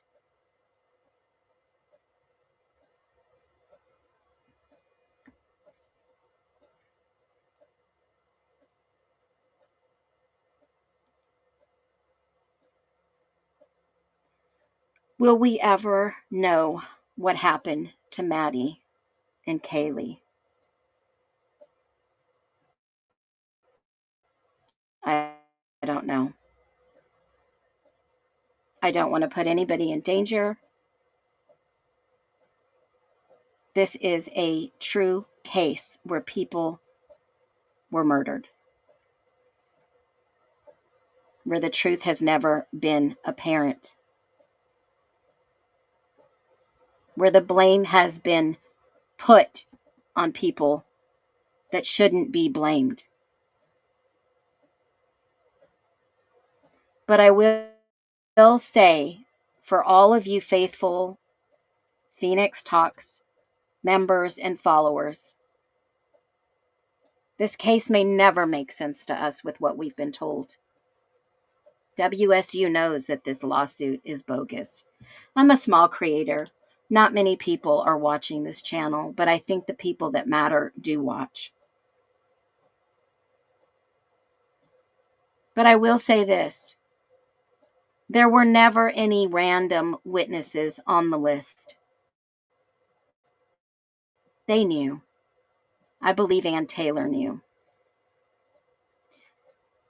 And how many of you are going to stand up for those innocent in prison under plea deals that are factually innocent?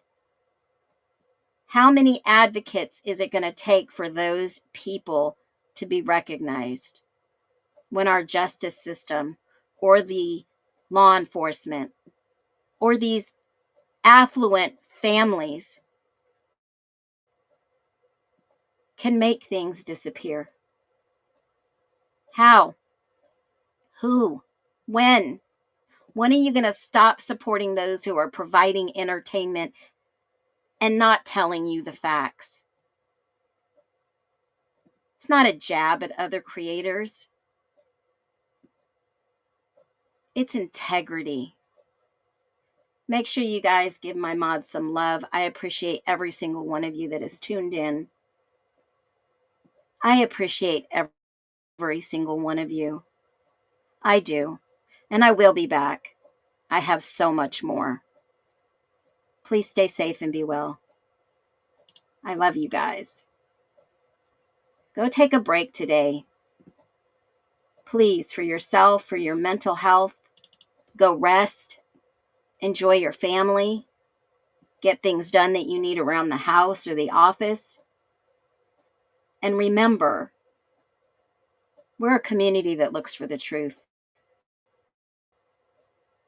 Stay full of integrity. Spread awareness, not rumors. Be well.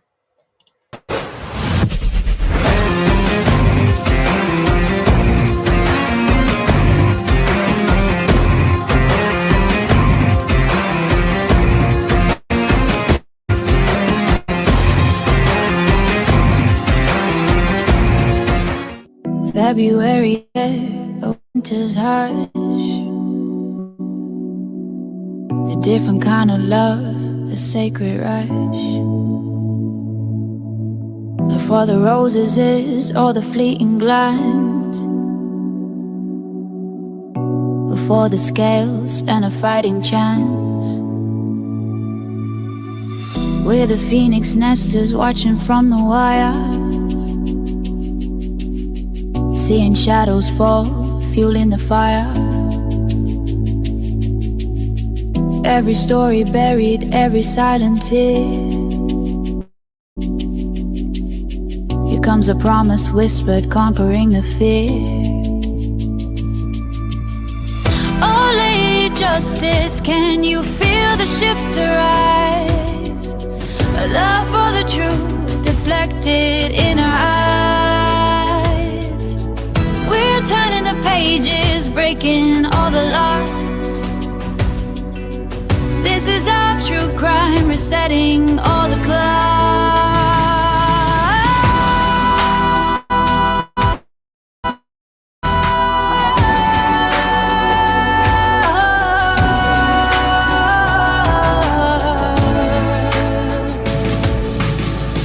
They sold you a story, a neatly packaged lie.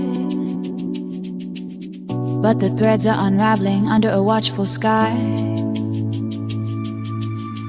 From the cold case files to the digital trace, we're finding a heartbeat in this forgotten space. Oh, Lady Taro space. Can you feel the shift arise? A love for the truth reflected in our eyes. Returning the pages, breaking all the locks. This is a true crime, resetting all the clocks. From the ashes of silence, a new day is born. For every lost soul, a promise is sworn. The blindfold is lifted, steady and slow. A garden of justice is starting to grow. A shift to arise, pure justice. A shift to rise, Lady Justice. Brian has been essentially convicted in the media. He has a right to have this information withheld, brought out in public, so that people can see it's not this neat little package. So people can start to wonder if Brian's innocent. Your Honor, Brian is innocent. So if I talk about things that are in the affidavit, and if I talk about things that we're seeking that the state wants to hide, I think that's fair game for the public to hear.